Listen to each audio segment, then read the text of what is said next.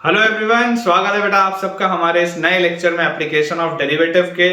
और बच्चों, आप सबको ये बात पता होगी कि आज साल 2022 का लास्ट डे है। Today is 31st of December. और आप मुझे कमेंट्स में ये शेयर करके भी बताएं कि आपको ये जो टी शर्ट है, जो हमारे चैनल की न्यू टी शर्ट है, वो आपको कैसी लगी।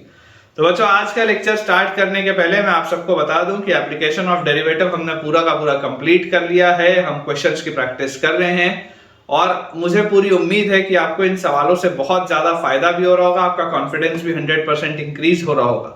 आज का बच्चों लेक्चर स्टार्ट करने के पहले आप सबसे ये मेरा एक हम्बल रिक्वेस्ट है कि अगर अभी तक आपने हमारे टेलीग्राम चैनल को ज्वाइन नहीं किया है तो आप जल्दी से जल्दी हमारे टेलीग्राम चैनल से जुड़िए, जिसका ज्वाइनिंग लिंक आपको नीचे डिस्क्रिप्शन बॉक्स पे दिख रहा होगा। टेलीग्राम चैनल को ज्वाइन करने के बच्चों दो आपको फायदे मिलेंगे। जो फर्स्ट एडवांटेज है टेलीग्राम चैनल का वो ये है कि यार, क्योंकि मैं एक दिन में बेटा कोशिश करता हूं कि मैं मल्टीपल लेक्चर्स आपके लिए पोस्ट करूं, तो कई बार बच्चे का कोई ना कोई लेक्चर छूट जाता है। क्योंकि बेसिकली कई बार बच्चे को पता ही नहीं चल पाता कि यार ये वाला भी लेक्चर पोस्ट किया गया था। तो टेलीग्राम चैनल आपकी मदद कैसे करता है कि मैंने ये हैबिट बच्चों बना के रखी है कि जब भी आपका कोई वीडियो यूट्यूब पे पोस्ट होता है उसका एक क्रिएटिव टेलीग्राम चैनल पर भी आता है, ताकि आप बच्चों को हमेशा ये जानकारी रहे कि किस दिन कितने बजे कौन से टॉपिक पे मैंने एक नया लेक्चर पोस्ट किया है, ताकि आप हमेशा अपडेटेड रहें और आपका कभी भी कोई भी लेक्चर छूटे ना। और जो बच्चों सेकंड एडवांटेज है टेलीग्राम चैनल का वो ये है कि यार, यहाँ पर तो मैं आपको बहुत सारे सवालों की प्रैक्टिस करा रहा हूँ। मुझे ऐसा लगता है कि शायद ही मेरे जितने सवाल आपको, इस क्वालिटी के सवाल आपको कोई भी और इंस्टीट्यूट में किसी भी और टीचर के टीचिंग नोट से मिले। क्लास नोट्स में जनरली इतने सवाल नहीं होते। लेकिन उसके बाद भी मुझे ये उम्मीद है बेटा कि अगर आपको सेलेक्ट होना है जेईई मेंस और एडवांस के एग्जाम को क्रैक करना है, तो आपको और ज्यादा क्वेश्चंस के प्रैक्टिस की जरूरत है। और ये एक्स्ट्रा सवाल कहाँ मिलेंगे? आपके टेलीग्राम चैनल पे। तो भाई साहब, किसका इंतजार कर रहे हैं? जल्दी से हमारे टेलीग्राम चैनल को ज्वाइन करिए। और अगर बच्चों आप डिस्क्रिप्शन बॉक्स हमारा देख ही चुके हैं टेलीग्राम चैनल के लिए, तो उस डिस्क्रिप्शन बॉक्स में आपको एक यूट्यूब चैनल का भी लिंक दिख रहा होगा। अब बात ये उठती है कि यार भला ये यूट्यूब चैनल कौन सा है? तो बेटा वो मेरा पर्सनल यूट्यूब चैनल है, क्योंकि मुझे ऐसा लगता है कि आपके प्रिपरेशन के दौरान कई बार ऐसा समय आएगा जब आपको थोड़ा सा डिमोटिवेशन लगेगा, जब आपको ये लगेगा कि यार हम शायद पेपर बना ही ना पाए, क्लियर कर ही ना पाए। तो ये सारी चीजों से बचने के लिए, ये सारी चीजों को बाईपास करने के लिए, आपको दोबारा मोटिवेट करने के लिए, एनर्जाइज करने के लिए, पॉजिटिव माइंडसेट से बेटा आप एग्जाम को अप्रोच करें, ये चीज इंश्योर करने के लिए ही वो चैनल है। तो अगर आप चाहें तो उस चैनल को भी विजिट कर सकते हैं, और अगर फायदा हो तो उसको भी सब्सक्राइब आप कर सकते हैं। तो चलिए बच्चों, स्टार्ट करते हैं अपना आज का लेक्चर। देखिए बेटा, अपने पास जो फर्स्ट क्वेश्चन लिखा हुआ है आज के लेक्चर का, पहला सवाल अपने पास दिया है, find the range of the function, find the range of the function, find the range of the function. एक बच्चों फंक्शन अपने पास लिखा हुआ है fx is equal to ln x upon root x, fx is equal to ln x upon root x। ठीक है, ये अपने पास बच्चों एक फंक्शन दिया और आपसे पूछा जा रहा है कि आप बताइए इसका रेंज क्या होगा। अब यार मैं आपको बोलता हूँ कि बहुत सिंपल सी बात है। रेंज अगर अपने को निकालना है, अपन ने ग्राफ स्केचिंग तो करी हुई है। सबसे पहले आप इसका डोमेन डिफाइन कर दो और उसके बाद आप इसका ग्राफ बनाने का प्रयास करो। तो यार अगर हम डोमेन की बच्चों बात करें तो हमको बहुत आसानी से ये बात समझ में आता है कि x को पॉजिटिव होना पड़ेगा। डोमेन के लिए बेटा x को पॉजिटिव होना पड़ेगा, क्योंकि ln के आगे भी x लिखा है, रूट के अंदर भी x लिखा है, तो x मस्ट बी पॉजिटिव, ये बात तो श्योर है। अब इसके बाद बच्चों अगर हम ध्यान से इसमें समझें तो हमारे पास आ जाता है f'(x) अगर आप निकालोगे क्रिटिकल पॉइंट्स के लिए, तो इसका डेरिवेटिव क्या आ जाएगा? रूट x का square into root x, root x का square into root x, ln x का 1/x और minus ln x into root x का 1/2 रूट x। ये अपने पास आ जाएगी पूरी की पूरी चीज। क्लियरली मैं देख सकता हूं कि ये रूट x से जब ये x कटेगा तो रूट x आपके पास बचेगा। तो ये हमारे पास लिखा हुआ है, रूट x को भी आप नीचे ले आओ। ठीक है, या ऐसा करो, यहाँ पर 2 रूट x है ना, यहाँ पर एक 2 मल्टीप्लाई करो और यहाँ पर भी एक 2 आप मल्टीप्लाई करो। तो अपने पास न्यूमरेटर में लिखा हुआ है 2 माइनस ln x अपॉन नीचे अपने पास लिखा हुआ है 2 root x into root x का स्क्वायर होता है x। तो बेसिकली ये लिखा हुआ है x की पावर 3/2। डायरेक्टली अगर मैं इसको लिख दूं तो this is x raise to the power 3/2। अब क्योंकि बच्चों मुझे बोला गया है कि x तो हमेशा पॉजिटिव है, तो अगर x हमेशा पॉजिटिव है तो इसको तो कोई प्रॉब्लम होगा ही नहीं। क्रिटिकल पॉइंट में अगर आप इसको 0 करेंगे और क्रिटिकल पॉइंट अपना निकालेंगे तो बहुत आसानी से ये बात हमको दिखाई देती है कि यार x तो कभी भी 0 नहीं हो सकता। तो अगर बच्चों x कभी भी जीरो नहीं हो सकता, मतलब कि ये वाला फैक्टर तो नॉन जीरो है, तो जो भी खेल चल रहा है वो यहाँ पर चल रहा है। इसका मतलब ln x की वैल्यू 2, मतलब x की वैल्यू e स्क्वायर। ये अपने को समझ में आता है कि x की वैल्यू e स्क्वायर है क्रिटिकल पॉइंट। ठीक है, तो ये अपन ने लिख लिया x की वैल्यू e स्क्वायर, यहाँ पर कहीं पर होगा जीरो। अब आपको अगर इंक्रीजिंग और डिक्रीजिंग देखना है बच्चों, तो आप ऐसा कर लो, आप e स्क्वायर जो होगा वो e से बड़ा होगा, तो आप e पर वैल्यू देख लो, e पर वैल्यू क्या आ रही है। अगर यहाँ पर e होता तो ln e 1 होता, 2 - 1 ये पॉजिटिव क्वांटिटी होती। अगर ये पॉजिटिव क्वांटिटी होती मतलब यहाँ पर आपका फंक्शन इंक्रीज हो रहा होगा, e स्क्वायर पे आपके पास आएगा क्रिटिकल पॉइंट, और e स्क्वायर के बाद e स्क्वायर से बड़ा क्या होता है, e क्यूब होता है। e क्यूब अगर आप देखो यहाँ पर रख के देखोगे तो ये पूरी चीज क्या आ जाएगी, -2 - 3 = -1। तो ये आपके पास इस पैटर्न का ग्राफ होगा, यहाँ जीरो पे आपके पास ऐसा हॉलो आएगा। ठीक है, ये इंक्रीजिंग है, डिक्रीजिंग है। ई स्क्वायर तक आपका फंक्शन इंक्रीज कर रहा है, उसके बाद आपका फंक्शन डिक्रीज कर रहा है। अगर हम इसका बच्चों ग्राफ बनाने का प्रयास करें तो हमको क्या दिखाई देता है, डोमेन सिर्फ पॉजिटिव है। जब आप x को 0+ रखोगे तो 0+ पर आपके पास क्या आ जाएगा, limit x approaches 0+ ln x upon root x, ये अपने पास लिखा हुआ है ln x upon root x। जरा बच्चों सोच के देखो, log का ग्राफ 0+ पर किधर जाता है, log का ग्राफ 0+ पर जाता है -∞। log का जो बच्चों ग्राफ होता है वो 0+ पर जाता है -∞, और नीचे आपके पास क्या लिखा हुआ है, 0+ है, मतलब रूट के अंदर ये बहुत छोटी क्वांटिटी है, तो -∞ बाय एक बहुत छोटी क्वांटिटी, तो ये जो पूरी चीज आएगी वो कहां होगी, -∞ की तरफ ही होगी। बेसिकली हो क्या रहा है बेटा, आप ध्यान से देखो, समझने की कोशिश करो। जब आप 0+ रखोगे तो 0+ पर ये -∞ जाएगा और ये पूरी चीज 0+ के पास आएगी, तो 1/0 वैसे भी इनफाइनाइट की तरफ जाता है, तो यार ये पूरी चीज तो वैसे भी पूरे कहां जाएगी, -∞ की तरफ। तो 0+ पर आपका ग्राफ आएगा -∞ से, और उसके बाद e स्क्वायर तक आपका ग्राफ इंक्रीज हो रहा है। तो e स्क्वायर रखने पर यहां पर देखो आपको क्या मिलेगा, जैसे ही आप फंक्शन की वैल्यू e स्क्वायर पे निकालोगे तो आपके पास आ जाएगा e स्क्वायर, मतलब ये 2 और बाय e, ये आपके पास आएगा। तो यार ये ऐसा अपने पास देखो ग्राफ हो रहा है। ठीक है, ये e स्क्वायर तक आपका फंक्शन जो है वो इंक्रीज हो रहा है, और उसके बाद ये फंक्शन डिक्रीज होना स्टार्ट होगा। अगर बच्चों हम डिक्रीज का भी देखो, मुझे तो पता है इस तरीके का ग्राफ बनना चाहिए, आप इनफाइनाइट पे रख के देख लो क्या होता है। log इंफिनिटी क्या होता है, इंफिनिटी होता है, नीचे भी इंफिनिटी होता है, तो लिमिट x अप्रोचेस इनफाइनाइट, तो ये आपके पास लिखा हुआ है ln x by root x। L'Hopital का फॉर्म है, क्योंकि इंफिनिटी बाय इंफिनिटी का इंडिटरमिनेट फॉर्म है, तो लॉपिटल जैसे आप लगाओगे ln x का होता है 1/x, और रूट x का होता है 1/2 रूट x, ये अपने पास चीज आती है। तो यार यहां से आपको पता है ये रूट x से x कटेगा तो ये रूट x आएगा, और ये 2 घूम के ऊपर आएगा तो this will be 2 upon root x। जैसे आप x को इनफाइनाइट की तरफ लेके जाओगे ये पूरी चीज जीरो की तरफ जाएगा, देख लो, इसलिए मैंने ये जीरो की तरफ बनाया था। ये शार्प कॉर्नर नहीं है बेटा, this is not a sharp corner. ठीक है, इस बात का आप ध्यान देंगे। इसको अगर आप अदरवाइज चाहें तो मैं इसको थोड़ा सा ऐसे ही बना सकता हूं कि इसको आप ऐसे बना लो, है ना, this is not a sharp corner. ये इसका पीक आएगा, ई स्क्वायर पर इसका पीक आएगा, और ई स्क्वायर पर इसकी वैल्यू आएगी इतनी, तो वैल्यू ऑफ फंक्शन की वैल्यू ई स्क्वायर पे अपने पास आ जाएगा 2/e। Value of the function at E square is 2/e। तो अगर बच्चों मुझसे इसका रेंज पूछा जाए, ठीक है, तो ये है x एक्सिस, ये है मेरे पास y एक्सिस, ये अपनी नीचे साइड में नेगेटिव y एक्सिस। तो range of this function, range अपने पास क्या आ जाएगा, -∞ से लेकर 2/e तक। Range will be from -∞ to 2/e। Check कर लो बेटा, ये आंसर होना चाहिए, -∞ से लेकर 2/e तक आएगा, बिल्कुल सही है। और जो डोमेन हमने लिखा है, डोमेन बिल्कुल सही है, x पॉजिटिव होना चाहिए, आपको दिखाई भी दे रहा है x पॉजिटिव है, और फंक्शन की वैल्यू e स्क्वायर पर 2/e है। तो आई होप बेटा आपको ये अच्छे से समझ में आ गया होगा। सेकंड बेटा अपने पास क्वेश्चन लिखा है आज के लेक्चर का, जो अगला सवाल है उसमें दिया हुआ है the intervals of increase of the intervals of increase of fx defined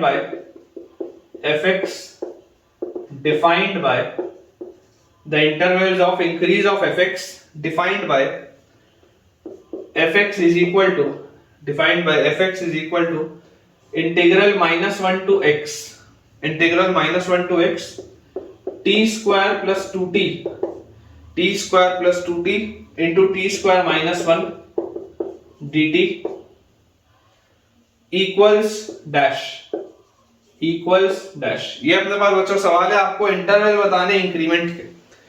कहां कहां पर आपका फंक्शन इंक्रीजिंग है, बेसिकली आपको उसका इंटरवल बताना है। तो आप सबको ये बात का अप्रोच बच्चों पता है कि यार अगर हमको इंक्रीज और डिक्रीज का इंटरवल बताना होता है तो उसके लिए हमको एफ डैश निकालना पड़ता है। मैं आपको बोलता हूं कि यार देखो एफ एक्स आपको क्या दिया हुआ है, एफ एक्स आपको दिया हुआ है इंटीग्रल -1 टू x, और यहां पर हमारे पास लिखा हुआ है T square plus 2t multiplied by T square -1 dt, ये अपने पास लिखा है। अब एक बात की यार हमको जानकारी है कि यार नॉर्मली इसको इंटीग्रेट करके आगे नहीं बढ़ना है। मैं तो आपको ये बोलता हूं कि आप अगर चाहते हैं कि ये इंक्रीजिंग फंक्शन हो तो किस इंटरवल में होगा, तो जिस भी इंटरवल में होगा उस इंटरवल में f dash x greater than equal to 0 होना चाहिए। अगर आप फंक्शन को बच्चों इंक्रीजिंग चाहते हैं तो इसका डेरिवेटिव क्या होना चाहिए, ग्रेटर देन इक्वल टू 0 होना चाहिए। तो यार आप f डैश निकाल के देखो, f डैश x आता क्या है, f डैश x अगर आप निकालेंगे तो f डैश x आप लेबनिट्स लगाएंगे, लेबनिट्स लगाते ही आपके पास आ जाएगा x square plus 2x into x square minus 1, x square plus 2x into x square minus 1, फिर differentiation of x will be 1 और फिर -1 रखने पर गायब। तो ये मेरे पास f डैश x फंक्शन आता है, और अगर मैं इसको इक्वल टू 0 करके क्रिटिकल पॉइंट्स लिखने का प्रयास करूं तो क्रिटिकल पॉइंट्स बच्चों मेरे पास यहां से आ जाते हैं, यहां से आएगा x into x plus 2 मतलब -2, फिर यहां से आएगा एक बार -1, फिर एक आएगा 0 और एक आपके पास आएगा 1। ये अपने पास 4 इसके बेटा क्रिटिकल पॉइंट आएंगे। और बहुत आसान सी बात है कि ये इस तरीके से यहाँ पॉजिटिव होगा, फिर यहाँ नेगेटिव होगा, फिर यहाँ पॉजिटिव होगा, फिर यहाँ नेगेटिव होगा, फिर यहाँ पॉजिटिव होगा, इस तरीके का आपका ये कर्व बन रहा होगा। अब अगर बच्चों ये मेरे पास क्रिटिकल पॉइंट्स आ गए, अगर ये वाली इस तरीके से चीज अपने पास बन जाती है तो आप ये देखिए कि ये इंक्रीज कहां कहां पर हो रहा है, इंक्रीज मतलब पॉजिटिव। अगर आपको f डैश x पॉजिटिव चाहिए मतलब फंक्शन इंक्रीजिंग कहां कहां पर है, तो -∞ से लेकर -2 तक आपका फंक्शन इंक्रीजिंग है।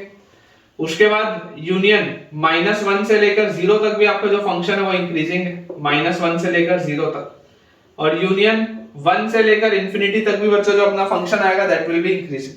ठीक है, तो फाइनल आंसर अपने पास क्या आ जाएगा, अगर आपको इंटरवल्स ऑफ इंक्रीज बताने हैं तो आपका f dash x greater than equal to 0 होना चाहिए, मतलब इस तरीके से आपके पास ये रिजल्ट आ जाएगा -∞ से -2, यूनियन -1 से 0, यूनियन 1 से इंफिनिटी, बिल्कुल सही। ठीक है, बस इस चीज का बच्चों अपने को ध्यान रखना है, बाकी ये जो आंसर है बिल्कुल सही है और आसान से सवाल है। मैंने आपको पहले भी बेटा बताया है कि उद्देश्य सिर्फ ये है कि क्योंकि अब ये चैप्टर खत्म हो चुका है तो अब ये रिवीजन क्वेश्चंस है, तो आपके कंसेप्ट्स और स्ट्रांग होते जाएंगे, आपका कॉन्फिडेंस इंक्रीज होता जाएगा और आपको समझ में आता जाएगा कि हाँ यार अगर इस तरीके का कोई भी सवाल अब आ गया तो अपन बना सकते हैं। थर्ड बेटा अपने पास आज का जो क्वेश्चन लिखा है उसमें दिया है fx is equal to 2 into e raised to the power x minus c ln x. fx is equal to 2 into e raised to the power x minus c ln x is monotonically increasing,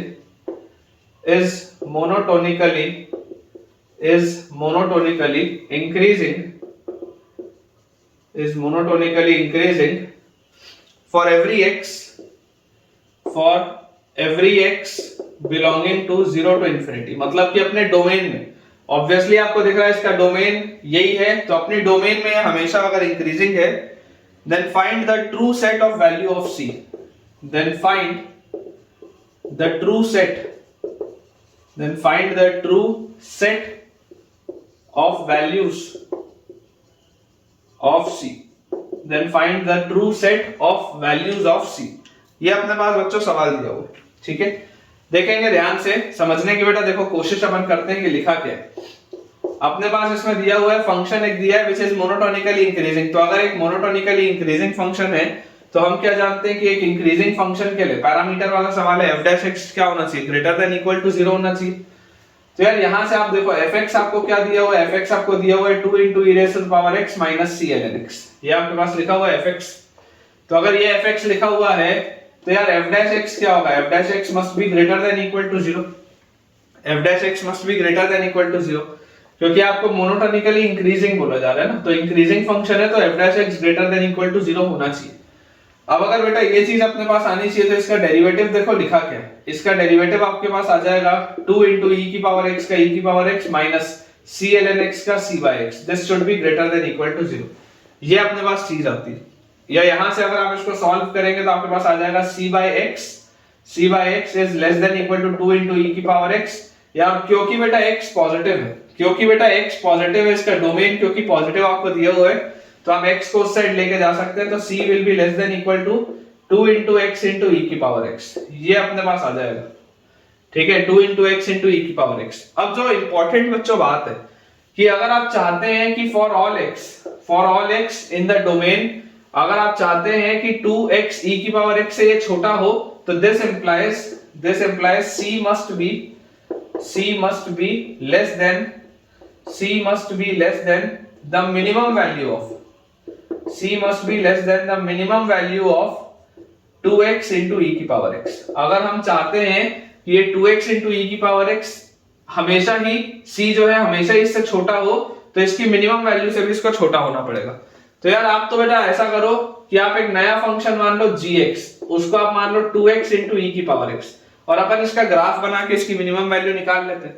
तो यार ये बेटा जो अपने पास function लिखा हुआ है, अगर आप ध्यान से देखेंगे आपके पास x पॉजिटिव चाहिए, आप सबसे पहले g डैश निकालो कि क्रिटिकल पॉइंट क्या आ रहा है। तो g डैश x हमारे पास 2 कांस्टेंट है, अगर आप x को कांस्टेंट रखोगे तो e की पावर x का e की पावर x प्लस 2 कांस्टेंट है, e की पावर x को कांस्टेंट रखोगे तो x का 1 आएगा। तो यहां से आपके पास आ जाता है 2 into e की पावर x और x plus 1, ये अपने पास आ जाती है चीज। एंड क्लियरली बच्चों आपको देखो दिखाई दे रहा है कि यार ये जो आपके पास चीज लिखाई हुई है, अगर आप x पॉजिटिव लोगे तो this is always greater than equal to 0, this is always greater than 0। ठीक है, अगर आपका x पॉजिटिव है तो this complete thing is always greater than 0। तो अगर g डैश x हमेशा बेटा 0 से बड़ा है, मतलब this is an increasing function, gx जो होगा this will B an increasing function. मतलब कि आप बोल सकते हैं कि इसकी मिनिमम वैल्यू क्या होगी, इसकी मिनिमम वैल्यू g0 प्लस पे होगी। तो g ऑफ 0 प्लस क्या होगा, g ऑफ 0 प्लस आपके पास आ जाएगा 2 into 0 plus into e raised to the power 0 plus. तो यार ये पूरी चीज तो 0 प्लस के पास जाएगी, ये पूरी की पूरी चीज अगर 0 प्लस के पास जाएगी, इसका मतलब क्या है कि c जो होगा, c must be less than equal to इसकी मिनिमम वैल्यू से छोटा। तो इसकी मिनिमम वैल्यू से छोटा मतलब 0 प्लस से छोटा होना चाहिए। तो अगर 0 प्लस से छोटा होना चाहिए, इससे छोटा आपके पास आना चाहिए। ठीक है, इससे छोटा आप बोलो, इक्वल भी नहीं, इससे छोटा आप अगर बोलोगे कि इससे हमेशा छोटा होना चाहिए, तो यहां से आपके पास क्या आ जाएगा, c belongs to minus infinity से लेकर 0 तक, ये आपके पास आंसर आ जाएगा। c बेसिकली अगर इससे छोटा चाहिए तो इसकी मिनिमम वैल्यू से आपको छोटा चाहिए। इसकी मिनिमम वैल्यू कितनी आ रही है, इसकी मिनिमम वैल्यू 0 प्लस आ रही है, तो 0 प्लस से इसकी वैल्यू हमेशा छोटी होनी चाहिए, और अगर 0 प्लस से इसकी वैल्यू हमेशा छोटी होनी चाहिए, मतलब आपका आंसर क्या आ जाएगा, माइनस इंफिनिटी से लेकर 0 तक आप कुछ भी लेंगे तो ये आंसर हमेशा आपके पास आएगा सही। ठीक है, बहुत सिंपल सी बच्चों बात है, छोटे छोटे से सवाल है। ठीक है, ये अपना आंसर आ जाएगा c belongs to minus infinity open से लेकर 0 क्लोज तक। बहुत आसान सा सवाल है। चलिए अगला देखते हैं। अगला बच्चों अपने पास लिखा हुआ है, 4th क्वेश्चन है, लिखा है अपने पास let fx is equal to e raised to the power x upon x square, let fx is equal to e raised to the power x upon x square, और यहां पर अपने को बोला जा रहा है x belongs to all real numbers except 0, 0 छोड़ के आपको जो भी रखना हो आप रख सकते हैं, कोई दिक्कत की बात नहीं। फर्दर अपने पास लिखा है कि if fx is equal to k, if fx is equal to k has two distinct if fx is equal to k has two distinct real roots,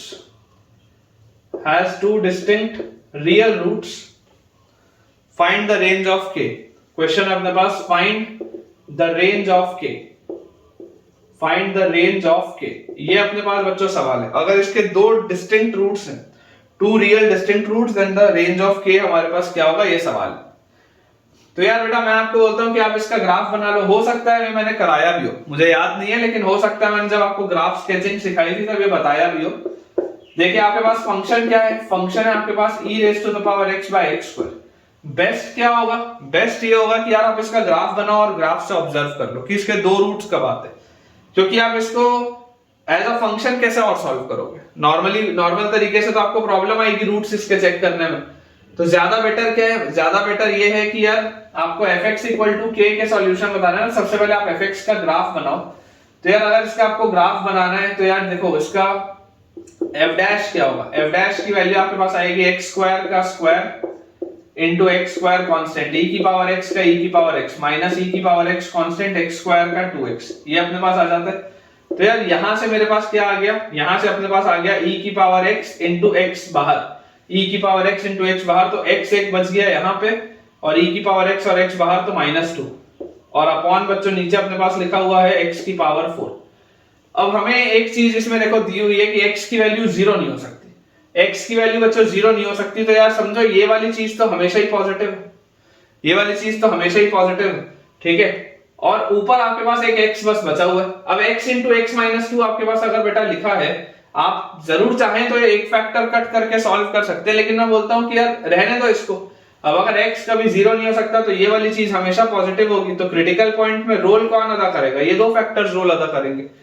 तो यहां से इसका क्रिटिकल पॉइंट आएगा 0, इसका आएगा 2, 2 से बड़े में इंक्रीजिंग, 0 से 2 में डिक्रीजिंग, 0 से पहले में इंक्रीजिंग, ये अपने पास बच्चों ओवरऑल इसका फंक्शन बनता है। तो यार मुझे इसमें एक बात दिखाई देती है कि आपके पास अगर आप इसका ग्राफ बनाने का प्रयास करें तो आपके पास देखिए ग्राफ कैसा बनेगा। अगर हम इसका ग्राफ देखें तो क्रिटिकल पॉइंट हमारे पास क्या है, क्रिटिकल पॉइंट हमारे पास है 0 एंड 2।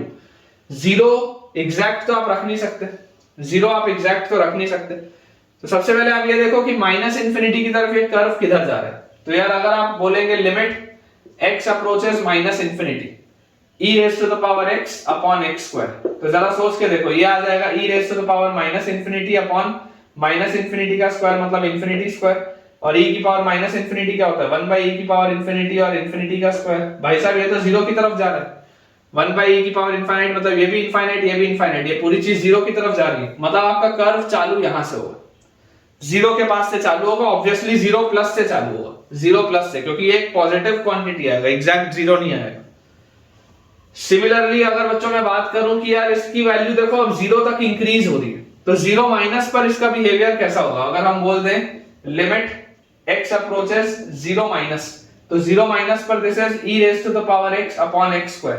तो यार 0 माइनस पर अगर आप देखोगे तो एक 0 से छोटी क्वांटिटी, 0 से छोटी क्वांटिटी मतलब आप बोल सकते हो e की पावर माइनस h अपॉन यहां पर माइनस h का स्क्वायर मतलब h स्क्वायर आ जाएगा, तो this will be 1 by e की power h into h square. Clearly बच्चों आपको दिखाई देता है कि e की पावर h बहुत छोटी क्वांटिटी है, तो ये तो 1 की तरफ जाएगा, और ये जो पूरी चीज है ये 0 की तरफ जाएगी, तो 1 बाय 0 ये इनफाइनाइट की तरफ जाएगा।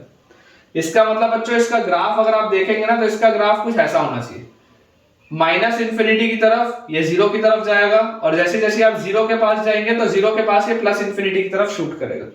अब जैसे ही बेटा ये वाली चीज यहां तक गई, अब 0 प्लस पर इसका क्या बिहेवियर होगा, क्योंकि 0 माइनस तक तो ये इंक्रीजिंग था, अब 0 प्लस अगर आप रखोगे तो e की power 0 plus by h square, तो e की power h by h square आएगा, मतलब ये यहीं से चालू होगा, इनफाइनाइट से ही चालू होगा। आप रख के देख सकते हैं, आप रख के देख सकते हैं e की power h by h square अगर आप करोगे तो आपके पास ये यहां से ही चालू होगा इनफाइनाइट से, और उसके बाद फिर ये डिक्रीजिंग है 2 तक। तो यार अगर ये 2 तक बच्चों डिक्रीजिंग है तो इसकी वैल्यू 2 पर हो कितनी रही है, 2 जैसे ही आप रखोगे तो इसकी वैल्यू आएगी e स्क्वायर बाय 4, 2 रखते ही इसकी वैल्यू e स्क्वायर बाय 4 आएगी, मतलब ये ऐसे यहां तक तो ऐसे डिक्रीज हुआ, ठीक है, 2 तक बच्चों ये डिक्रीज हुआ, यहां पर इसकी वैल्यू आ जाती है e स्क्वायर बाय 4, ठीक है, ये अपने पास वैल्यू आ गई 2 पर e स्क्वायर बाय 4, और उसके बाद 2 के बाद ये दोबारा इंक्रीज कर रहा है, तो देखो जब आप इंफिनिटी की तरफ लेके जाओगे तो this will be infinity by infinity, और इंफिनिटी बाय इंफिनिटी में देखो आप इसको ऐसा लिख लो, यहां पर कर लो limit x approaches infinity e की power x by x square, L'Hopital लगाओगे तो यहां पर e की पावर x बाय 2x आएगा, फिर e की पावर x बाय 2 आएगा, और इंफिनिटी रखते ही इंफिनिटी की तरफ जाएगा, मतलब ये ऐसा इसका कर्व बनना चाहिए, इस तरीके से बच्चों इसका कर्व अपने पास बनना चाहिए। ये आ गया अपने पास कर्व, और जैसे बेटा ये अपने पास कर्व आया, अब आपको बोला जा रहा है कि fx इक्वल टू k। अब ये जो fx इक्वल टू k है बेसिकली ये ऐसा बोल रहा है y इक्वल टू fx एक कर्व है और y इक्वल टू k दूसरा कर्व है। इसका आपको बोला जा रहा है 2 डिस्टिंक्ट रियल रूट्स, मतलब आपको पूछा जा रहा है कि इन दोनों के टोटल कितने इंटरसेक्शन पॉइंट्स होंगे। अगर इसके 2 डिस्टिंक्ट रूट्स आप चाहते हैं तो इन दोनों के 2 सॉल्यूशन कब कब मिलेंगे। तो यार y इक्वल टू k वाली लाइन तो कैसी होती है, y इक्वल टू k वाली लाइन तो ऐसी कांस्टेंट होती है, y इक्वल टू k वाली लाइन जरा सोच के देखो, अगर यहां पर आप नीचे एक लाइन बनाओगे तो केवल एक रूट आ रहा है, अगर इस पॉइंट के आप ऊपर लाइन बनाओगे तो बेटा आपके पास 3 रूट्स आ रहे हैं, 2 रूट्स सिर्फ एक जगह आएंगे, कौन सी जगह, ये वाली जगह, सिर्फ ये बेटा जगह है 2 रूट्स की, एक बार यहां पर जब इसको टच करता हुआ जा रहा हूं और यहां पर इसको कट कर रहा हूं, केवल ये वाली जगह है 2 रूट्स की। तो ये 2 रूट्स के लिए आप क्या बोल सकते हैं, k must be equal to e square by 4, अकेला ये आंसर आएगा। आपके पास क्या बोल रहा था, रेंज ऑफ के बोल रहा था ना बेटा, इसके रेंज में एक सिंगल बस एलिमेंट होगा, इसके वैल्यू सेट में केवल एक सिंगल एलिमेंट होगा, तो k का वैल्यू सिर्फ और सिर्फ क्या आएगा, e²/4 आएगा। ग्राफ से अगर आप सोचे तो बहुत आसानी से बनती है बेटा चीजें, ठीक है, देख लीजिए ग्राफ से अगर आप ऑब्जर्व करें तो बहुत आसानी से ये चीजें सॉल्व हो जाती है। मेरे हिसाब से ये सवाल अच्छा है, ऐसे सवाल मेंस के पेपर में आ सकते हैं। आपको इन पर्टिकुलर बच्चों ये क्वेश्चन कैसा लगा मुझे कमेंट्स में आप शेयर करके बताइए। नेक्स्ट बेटा अपने पास जो 5th क्वेश्चन लिखा है उसमें दिया है the set of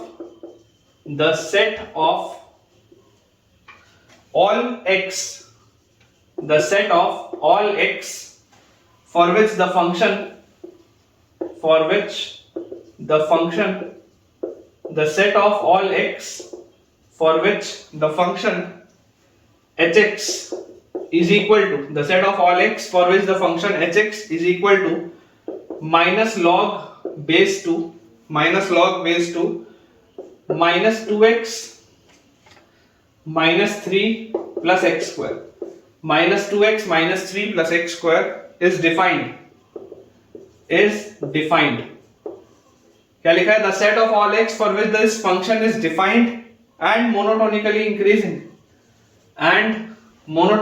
increasing कि भैया डिफाइंड भी हो और ये जो पूरा फंक्शन है मोनोटोनिकली, स्पेलिंग गलत हो गई, मोनोटोनिकली इंक्रीजिंग, ठीक है, मोनोटोनिकली इंक्रीजिंग इज डैश। ये सवाल देखिए बच्चों ध्यान से, क्या लिखा है, the set of all the values of x for which this function is defined. सबसे पहले तो ये फंक्शन डिफाइंड होना चाहिए और उसके बाद आप चाहते हैं कि ये फंक्शन मोनोटोनिकली इंक्रीजिंग भी होना चाहिए।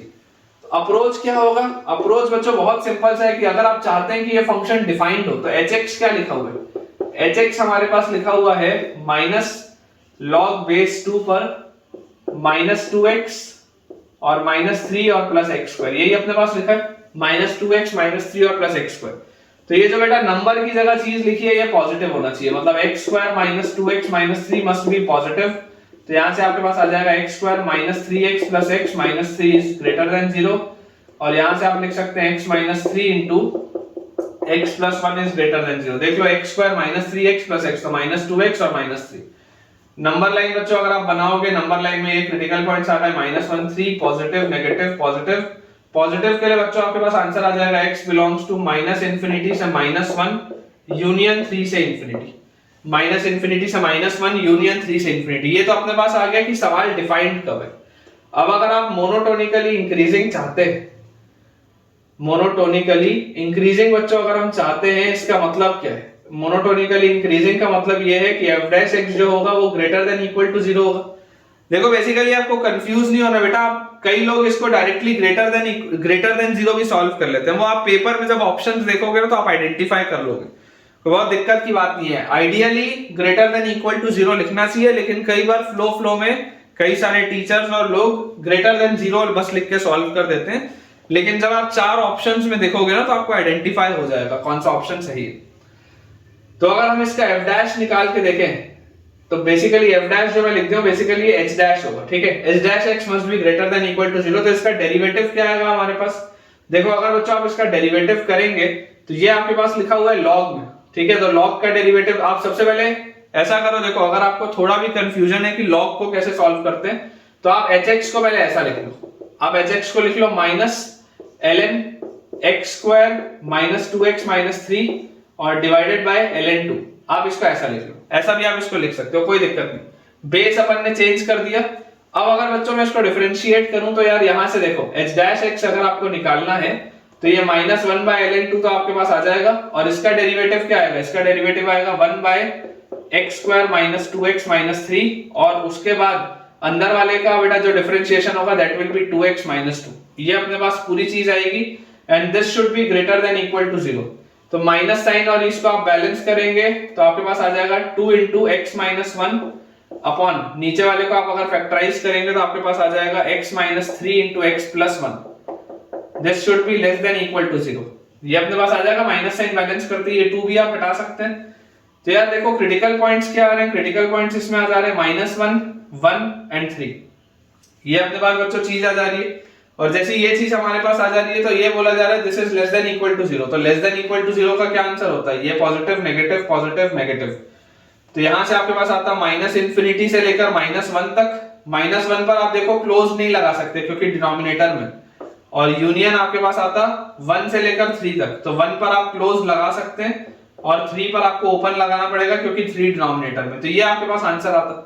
अब यार आप इन दोनों आंसर को कंबाइन करके देखो कि ये दोनों आंसर में इंटरसेक्शन इनका क्या आता है, क्योंकि आपको फाइनल आंसर क्या बोलना है? इन दोनों का इंटरसेक्शन बोलना है, दोनों एक साथ होना चाहिए।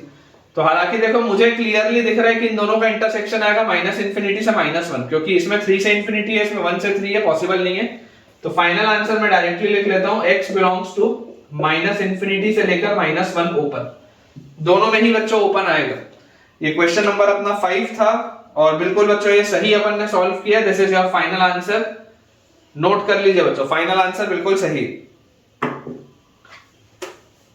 इसके बाद बच्चों जो क्वेश्चन नंबर 6 अपने पास दिया हुआ है, क्वेश्चन नंबर 6 में देखिए क्या लिखा है कि fx आपके पास एक फंक्शन है। fx हमारे पास एक फंक्शन है which is integral of 2 minus 1 by 1 plus x square, 2 minus 1 by 1 plus x square और -1 by under root of 1 plus x square. ये अपने पास एक फंक्शन दिया हुआ है, ठीक है। This complete thing with dx, ये एक हमारे पास फंक्शन दिया है fx। बोला जा रहा है फाइंड द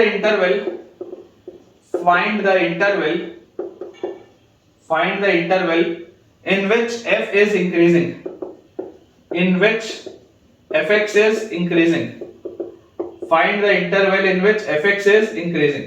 ये अपने पास बच्चों सवाल कि कौन से इंटरवल में fx जो होगा वो इंक्रीजिंग होगा, ठीक है। देखते हैं बच्चों ध्यान से इसको।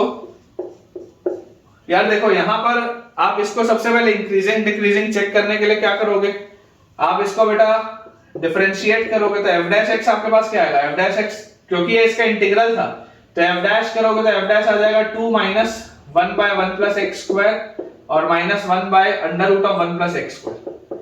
और आपको देखो क्लियरली दिख रहा है कि डोमेन इसका ऑल रियल नंबर्स है, डोमेन इसका ऑल रियल नंबर्स है, क्योंकि कोई भी प्रॉब्लम नहीं। x को आपको जो रखना आप रख सकते हैं, कोई दिक्कत नहीं।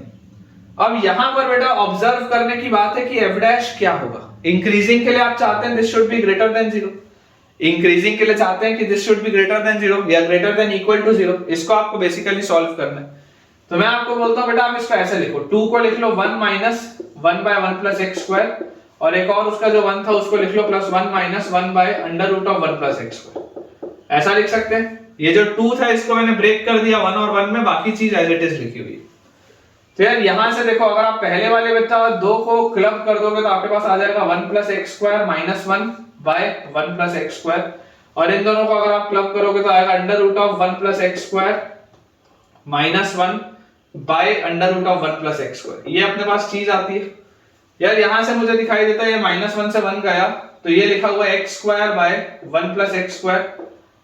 ये अपने पास एक चीज आ गई। और यहां से अपने पास क्या आ जाता है? यहां से अपने पास आ जाता है under root of 1 plus x square -1 by under root of 1 plus x square. Clearly यार मुझे दिखाई दे रहा है this is always greater than equal to 0, हमेशा ही। ये जो पूरी चीज है ये तो कभी भी नेगेटिव नहीं हो सकती, ये हमेशा ही पॉजिटिव है। और ये भी बच्चों जो पूरी चीज है ये हमेशा ही पॉजिटिव आएगी। क्यों? क्योंकि देखो 1 प्लस एक्स स्क्वायर लिखा है, मतलब ये 1 से बड़ा ही है। 1 से बड़ी चीज में से अगर आप 1 सब्ट्रैक्ट करोगे तो पॉजिटिव क्वांटिटी आएगी, नीचे भी पॉजिटिव है। और मिनिमम केस में ये इक्वल टू 0 कब आ जाएगा? जब आप x की वैल्यू 0 रख दोगे। अगर आप x की वैल्यू 0 रखोगे तो ये 0 हो जाएगा, x की वैल्यू 0 रखते ही ये भी पूरा 0 हो जाएगा। और हमें तो ये बात पता ही है कि इंक्रीजिंग के लिए ग्रेटर देन इक्वल टू 0 को हम सॉल्व करते हैं। तो यार ये अपन ने सॉल्व करना है। और जैसे ही आपको दिखाई दे रहा है कि this is greater than equal to 0 for all x, तो ऑटोमेटिकली आपका आंसर क्या आ जाएगा कि क्योंकि ये हमेशा ही ग्रेटर देन इक्वल टू 0 है, since this is always greater than equal to 0, तो answer will be x belongs to minus infinity से इंफिनिटी। आपको जो रखना है, आपको बेटा जो रखना है आप रख के देख सकते हैं। fx जो फंक्शन होगा वो हमेशा ही इंक्रीजिंग होगा, कभी भी fx में लोकल मिनिमा लोकल मैक्सिमा नहीं आएगा। fx function will always be increasing, ठीक है। दिस वाज क्वेश्चन नंबर 6 बच्चों। इसका आंसर अपने पास आ जाएगा from minus infinity to infinity, क्योंकि ये हमेशा ही पॉजिटिव क्वांटिटी आ रही है f डैश की। क्वेश्चन नंबर 6 के बाद बच्चों क्वेश्चन नंबर 7 अपने पास लिखा हुआ है ठीक है, ये मोनोटोनिसिटी पर बेटा अपन कोशिश करते हैं कि ये मोनोटोनिसिटी का लास्ट क्वेश्चन हो, उसके बाद थोड़ा सा अपन मैक्सिमा मिनिमा और रोल्स थ्योरम और एलएमबीटी के सवाल देखेंगे। देखिए अपने पास क्या लिखा हुआ है, find the set of values of P, find the set of values of P, find the set of values of P for which the equation, for which the equation, find the set of values of p for which the equation mod of ln x minus px is equal to 0, for which the equation mod of ln x minus px equal to 0 possess three distinct roots, possess three distinct roots, इसके तीन अलग अलग roots हो, poses three distinct roots. ये अपने पास बच्चों सवाल है कि find the set of values of p for which the equation this poses three distinct roots. अब मैं आपको यार ये बोलता हूं कि बेसिकली आप अप्रोच देखिएगा, अप्रोच मैं आपको ग्राफिकल समझा रहा हूं, बहुत आसान है, बहुत आसान है इस तरीके के सवालों को सॉल्व करना। अगर आपको इनका ग्राफ बनाना आता हो, आप एक फंक्शन ले लो y is equal to mod of ln x और आप बेटा दूसरा फंक्शन ले लो y is equal to px, और बेसिकली आपको इन दोनों को ही तो सॉल्व करना है ना। आप ये जो लिखा हुआ है, ये क्या लिखा हुआ है, mod of ln x is equal to px, यही तो लिखा हुआ है, mod of ln x is equal to px, यही तो लिखा हुआ है। आप इन दोनों का ग्राफ बना के ऑब्जर्व कर लो, ठीक है ना। आप इन दोनों का बच्चों ग्राफ बनाओ और ग्राफ बना के आप ऑब्जर्व कर लो कि हो क्या रहा है। तो यार ln x का ग्राफ कैसा होता है, अगर मैं ध्यान से देखूं तो ln x का ग्राफ इस तरीके का होता है, this is the graph of ln x। लेकिन बच्चों अगर मेरे पास आ जाए मॉड ऑफ ln x, तो मॉड ऑफ ln x मतलब क्या होता है, ध्यान से देखना, ln mod x नहीं है। अगर ln mod x होता तो एक ऐसा आपके पास ग्राफ आ जाता, अगर ln mod x होता तो, लेकिन अभी ln mod x नहीं बोला हुआ है ना। ये जो अभी मैंने बनाया था this was ln mod x, आपको बोला जा रहा है mod of ln x। mod of ln x मतलब ln x कभी भी नेगेटिव नहीं हो सकता, ln x हमेशा पॉजिटिव होगा। तो बेसिकली ये जो नीचे वाली ब्रांच है अब ये ऊपर आ जाएगी, ये जो नीचे वाली ब्रांच थी ना, इसका मिरर इमेज आपके पास बच्चों इस तरीके से ऐसे ऊपर बन जाएगा, ये अपने पास इसका कर्व बनेगा, और ये आपके पास है दूसरी आपकी ब्रांच, ठीक है। तो ये बेटा ग्राफ है, this is the graph of mod of ln x, ठीक है, ये अपने पास ग्राफ है मॉड ऑफ ln x का। अब आपको दूसरा ग्राफ बोलता है y इक्वल टू px, तो यार y इक्वल टू mx तो एक स्ट्रेट लाइन होती है, हमको पता है। तो y इक्वल टू px बच्चों अगर आपके पास आता है, और आपको देखो इसमें बोला जा रहा है कि आपको टोटल इसमें कितने सॉल्यूशन चाहिए, तो आपको यार इसमें टोटल चाहिए 3 सॉल्यूशन। क्लियरली मुझे बोला जा रहा है पोजेस 3 डिस्टिंक्ट रूट्स। अब देखो ये आपकी लाइन इस तरीके की, अगर आपको बच्चों इसमें 3 सॉल्यूशन चाहिए, तो जो मुझे चीज समझ में आती है यार वो ये है कि अगर मैं यहां से जब इसका लाइन बनाऊंगा तो इस तरीके की कोई लाइन बननी चाहिए, कोई ऐसी बच्चों लाइन अपने पास बननी चाहिए जो कि यहां पर एक, यहां पर दूसरा और यहां पर तीसरा इसका सॉल्यूशन दे। और आप एक बात और समझो कि अगर ये देखो ये मैं जो डॉटेड लाइन बना रहा हूं, जब ऐसा वाला आपके पास केस होगा, जब ये इसको तो कट कर रहा होगा लेकिन इसको टच करता हुआ जा रहा होगा, तब उस केस में आपके पास इसके 2 सॉल्यूशन आएंगे। और अगर मान लो इसके ऊपर होगा तो उस केस में आपके पास 1 सॉल्यूशन आएगा। समझने की कोशिश करो, ये जो डॉटेड वाला लाइन है इसमें 2 सॉल्यूशन आएगा, डॉटेड वाली लाइन के नीचे 3 सॉल्यूशन आएंगे, डॉटेड वाली लाइन के नीचे 3 सॉल्यूशन, और डॉटेड वाली लाइन के इस साइड आएगा 1 सॉल्यूशन। क्योंकि अगर डॉटेड वाली लाइन के आप इस साइड जाओगे तो ये कर्व सिर्फ एक बार इसको कट करेगा और आगे अपनी दुनिया में निकल जाएगा। फिर यहां से जब आप इसको झुकाओगे तो इसको झुकाने के टाइम पे बेटा आपको क्या मिलेगा कि ये ऐसा केस आएगा जब ये वाला लाइन इसको टच करता हुआ जा रहा होगा, ये एक ऐसा केस आएगा। और फिर उसको आप और झुकाओगे तो ऐसा फिर केस आएगा जब 3 सॉल्यूशन आएंगे, और फिर कंटिन्यूअसली हमेशा 3 सॉल्यूशन मिलेंगे यहां से लेकर यहां तक के बीच, ठीक है। तो यार अगर हम इसको बेटा ध्यान से ऑब्जर्व करें तो मुझे एक बात समझ में आता है कि आप ये वाला केस को पहले सॉल्व करो कि बेसिकली इसका स्लोप और इसका स्लोप बराबर कब हो रहा है। तो यार आप देखो इसका जो स्लोप है, इसका स्लोप आपके पास आ जाता है p, ठीक है, y इक्वल टू px का स्लोप आपके पास आ जाता है p। और ये जो y equal to mod of ln x है, अगर आपको इसका बेटा स्लोप देखना है तो इसका स्लोप आपके पास क्या आएगा, y equal to mod of ln x को आप क्या बोल सकते हैं, यहां पर तो ये पॉजिटिव ही है तो ये बेसिकली ln x के बराबर होगा। ये वाला बच्चों जो पॉइंट आपके पास है जहां पर देखो ये मिलन इसका हो रहा है, यार ये तो वैसे भी पॉजिटिव था ना, वो तो ये वाली ब्रांच थी जो इसके नीचे थी, ये वाली ब्रांच तो वैसे भी पॉजिटिव थी, तो उसको आप ln x भी लिख सकते हो इस ब्रांच के लिए, ये वाली ब्रांच के लिए, क्योंकि ये वाली ब्रांच में यहाँ पर टच होगा। ये बात आप भी समझते हैं कि ये वाली जो ब्रांच थी ये नीचे थी, अगर मैं इस वाली ब्रांच पे कहीं टच करा रहा होता तो माइनस ln x आता, लेकिन अभी मैं आपको क्या बोल रहा हूं, ये वाली जो ब्रांच है, ये वाली जो बेटा ब्रांच है, तो पहले भी पॉजिटिव थी ना, तो मॉड ln x किसके बराबर होगा, ln x के बराबर। तो इसका स्लोप क्या आ जाएगा, इसका slope will be dy by dx, और dy by dx हमारे पास आ जाएगा 1 by x। तो 1 by x की वैल्यू बेसिकली p के बराबर होनी चाहिए, तो x की वैल्यू आ जाएगी 1 by p, यहां से x की वैल्यू आपके पास आ जाएगी 1 by p, मतलब ये वाला जो कोऑर्डिनेट आएगा टच करने वाला, this will be 1 by p, comma कितना आ जाएगा, जैसे ही आप x की जगह 1 by p रखेंगे, x की जगह 1 by p रखते ही 1 by p, 1, ये अपने पास आएगा यार, ये अपने पास देखो चीज आ जाएगी, x की जगह 1 by p रखते ही, x की जगह बच्चों 1 by p रखते ही आपके पास क्या आ जाएगा, y की जगह आपको 1 मिल जाएगा, ठीक है। और जैसे ही बेटा ये चीज हमारे पास आ जाती है, देखो x की जगह 1 by p रखते ही y की जगह 1 आ जाता है, तो यहां से आप देखो क्या देख सकते हो कि ये जो y आपके पास 1 आ रहा है, मतलब इसका क्या है कि ये जो ln x है, ये ln x की जगह आप जैसे x की जगह 1 by p रखोगे, ln x में जैसे आप x की जगह 1 by p रखोगे तो आपको y क्या मिलेगा, 1 मिलेगा, क्योंकि ये 1 by p, 1 स्ट्रेट लाइन में तो लाई कर ही रहा था, लेकिन इस कर्व में भी लाई कर रहा था। तो स्ट्रेट लाइन से अगर मेरे पास कोऑर्डिनेट आता है 1 by p, 1, तो यहां से भी तो 1 by p, 1 आएगा, ये जो y equal to ln x है, यहां से भी तो 1 by p, 1 आएगा। तो यार यहां से मेरे पास देखो क्या आ गया, 1 by p की वैल्यू आ जाती है e, और यहां से e मतलब ये p की वैल्यू अपने पास आ जाती है 1 by e, ये अपने पास आ जाता है यहां से, ठीक है। मतलब कि ये आपके पास जो पॉइंट आ जाएगा, this will be 1 by e, p की जगह आपके पास क्या आ जाएगा 1 by e, तो ये आ गया e, 1, ये जो बेटा अपने पास चीज आ रही है, दिस इज e, 1, ठीक है। ये वाला जो कोऑर्डिनेट आ रहा है, दिस इज e, 1। अब मैं आपको ये बोलता हूं कि आप समझने की बेटा इसमें देखिए कोशिश करिए कि यार आपको बोला जा रहा है क्या, आपको ये बोला जा रहा है कि इससे छोटा जब भी होगा, इससे नीचे बेटा जब भी चीज होगी, हमेशा इसके कितने सॉल्यूशन मिलेंगे, 3 सॉल्यूशन। मतलब कि आप ये बात समझिए कि ये जो x आपके पास आ रहा है कोऑर्डिनेट, ये वाला, आप जैसे ही इस x कोऑर्डिनेट से आगे बढ़ोगे तो ऑटोमेटिकली आपके पास क्या हो जाएगा, x कोऑर्डिनेट से आगे बढ़ते ही आपके पास ये चीज सेटिस्फाई हो जाएगी। या अपन इसको और कैसे समझ सकते हैं, अपन बच्चों इसको ऐसे भी समझ सकते हैं कि देखो ये मैंने डॉटेड लाइन बनाई, और ये मैंने आपको बोला डॉटेड लाइन का एंगल इसमें बना लिया थीटा, इस डॉटेड लाइन का बच्चों एंगल मैंने बना लिया थीटा। तो यार अगर इसका कोऑर्डिनेट e, 1 आ रहा था, मतलब इसका x कोऑर्डिनेट e था, इसका y कोऑर्डिनेट 1 था, तो tan थीटा की वैल्यू कितनी आएगी, ये डॉटेड लाइन का जो स्लोप है ये थीटा, ये बेसिकली ये जो आपने लिखा है ना p is basically tan theta, p is basically tan theta.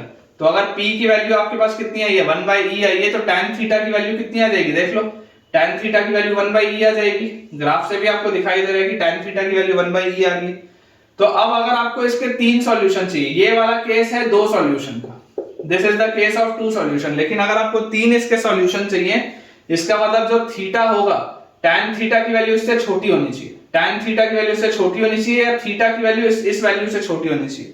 तो आप ये बोल सकते हैं कि यार tan थीटा मस्ट बी, अभी जो 1 by e आ रहा है, जैसे थीटा आप डिक्रीज करेंगे तो थीटा डिक्रीज करेंगे, मतलब tan थीटा भी डिक्रीज होगा, तो tan थीटा डिक्रीज अगर हो जाएगा तो tan theta must be less then 1 by e, और tan थीटा की वैल्यू 0 से तो बड़ी होनी चाहिए, ये आपके पास आएगा, देख लो, ठीक है। क्या बोला जा रहा है, find the set of values of p for which the equation this poses 3 distinct roots. तो ये जो tan थीटा था, यहाँ पर tan थीटा की वैल्यू कितनी हो रही है, 1 by e हो रही है। अगर आप tan थीटा की वैल्यू 1 by e से छोटा करेंगे, 1 by e से जैसे आप छोटा करेंगे, और ऑफ कोर्स आपको देखो tan थीटा की वैल्यू 0 से तो बड़ी रखनी पड़ेगी, 0 से तो बड़ी रखनी पड़ेगी, थोड़ा तो आपको इंक्लिनेशन देना पड़ेगा। तो tan थीटा की वैल्यू 0 से 1 by e के बीच में होनी चाहिए, और tan थीटा क्या है, tan थीटा p है, तो this implies p must be between 0 and 1 by e। ये इसका मतलब है कि बच्चों जो p की वैल्यू आपके पास आएगी, p की वैल्यू आ जाएगी 0 से 1 by e के बीच में, बिल्कुल सही। इसमें यार मैं स्टार लगा देता हूं 3, मेरे हिसाब से तो बहुत अच्छा सवाल है ये, इसमें गलतियां होने के चांसेस बहुत ज्यादा हैं। थोड़ा सा भी बेटा अगर आपको इसमें डाउट होगा तो आप कमेंट में पूछिए। बस ध्यान देने वाली बात क्या है कि ये जो डॉटेड लाइन है, this dotted line represents the tangent on this y equal to mod ln x, ठीक है। तो अगर ये टैंजेंट वाला केस है तो बेसिकली यही एंगल थीटा है, और ये इसका अगर एंगल थीटा है तो tan थीटा की ही वैल्यू बेसिकली p है। तो if tan theta is equal to p, तो आपके पास tan थीटा क्या था, p था, और p क्या आया था 1 by e। तो जैसे जैसे आप थीटा डिक्रीज करोगे, इस थीटा से जैसे आप छोटा थीटा लोगे तो आपको 3 सॉल्यूशन मिलने लग जाएंगे, और थीटा ऑफ कोर्स आपको 0 से तो बड़ा रखना ही है। तो ये जो tan थीटा है इसको 0 से 1/e के बीच में आप रखेंगे तो ऑटोमेटिकली p की जो वैल्यू होगी, p की वैल्यू आपके पास आ जाएगी बिटवीन 0 एंड 1/e। जबरदस्त बेटा क्वेश्चन है, और अगर अच्छा आपको ये सवाल लगा हो तो कमेंट्स में एक जबरदस्त आप मुझे बस लिख के बता दो, तो मुझे पता चल जाएगा कि आपको ये सवाल अच्छा लगा है। अगला बेटा अपने पास सवाल लिखा है, बहुत आसान सा सवाल है, 8वां क्वेश्चन है। If the function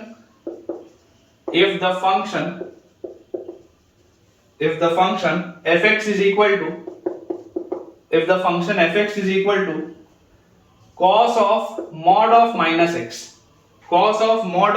x minus 2ax plus b, cos of mod of minus x minus 2ax plus b is strictly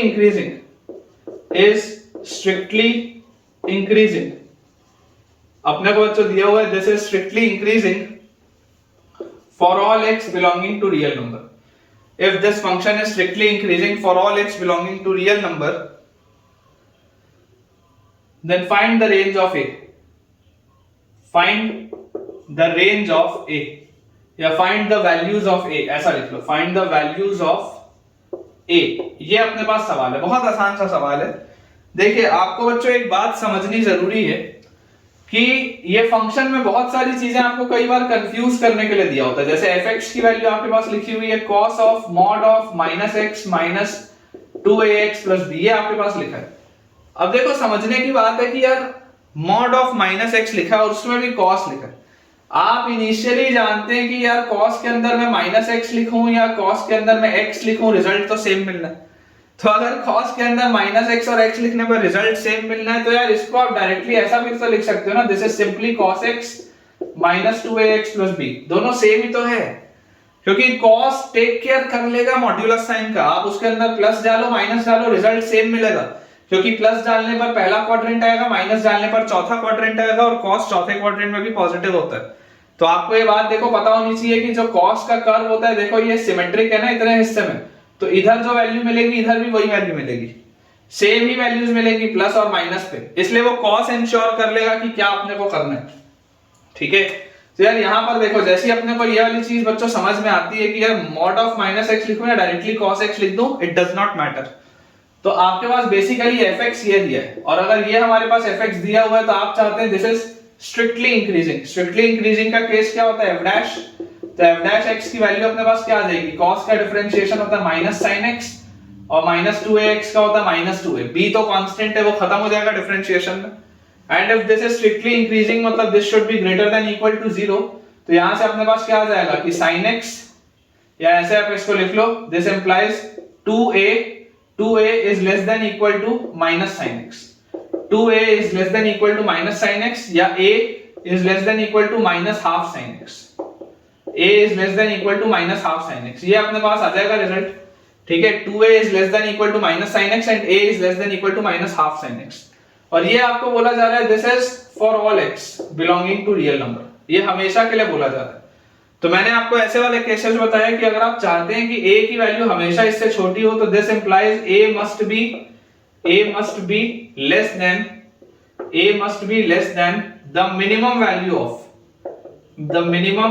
value of minus half sin x। a की वैल्यू छोटी होनी चाहिए, a must be less than the minimum value of minus half sin x। Minus half sine x की जो सबसे छोटी value होगी उससे भी वो छोटा होना चाहिए। तो इसकी मिनिमम वैल्यू क्या हो सकती है, इसकी बच्चों जो मिनिमम वैल्यू आएगी मेरे हिसाब से कब आएगी, जब साइन एक्स मैक्सिमम होगा। साइन एक्स की मैक्सिमम वैल्यू होती है 1, तो 1 रखने पर इसकी मिनिमम वैल्यू आएगी माइनस हाफ। ये जो आपके पास फंक्शन लिखा हुआ है इसकी मिनिमम वैल्यू कितनी आएगी, इसकी मिनिमम वैल्यू आपके पास आएगी माइनस हाफ। तो अगर इसकी बच्चों मिनिमम वैल्यू माइनस हाफ आएगी, इसका मतलब कि a की वैल्यू माइनस हाफ या उससे छोटी होनी चाहिए। बहुत सिंपल सी बात, इसका अगर मिनिमम वैल्यू से छोटा होना चाहिए मतलब a की वैल्यू माइनस हाफ है उससे छोटी होनी चाहिए। ठीक है, तो अपना आंसर क्या आ जाएगा, a belongs to minus infinity से लेकर माइनस हाफ क्लोज तक। अपना ये आंसर आ जाएगा, a belongs to minus infinity से लेकर माइनस हाफ क्लोज तक, this will be the answer. Check कर लीजिए बच्चों, a less than equal to minus half बिल्कुल सही है। चलिए अगला सवाल देखते हैं। नेक्स्ट बच्चों अपने पास जो इसमें सवाल लिखा हुआ है उसमें दिया हुआ है कि let fx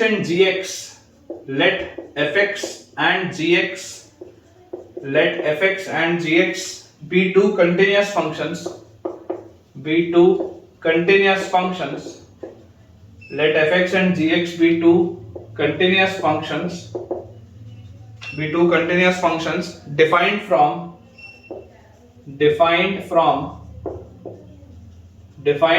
R to R, codomain और रेंज अपने पास इसका दिया हुआ है, such that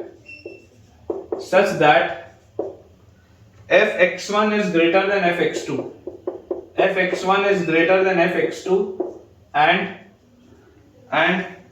gx1 is less than gx2, gx1 is less than gx2 for all x1 greater than x2, for all x1 greater than x2. ये अपने पास बच्चों चीज लिखी हुई है. Then the solution set of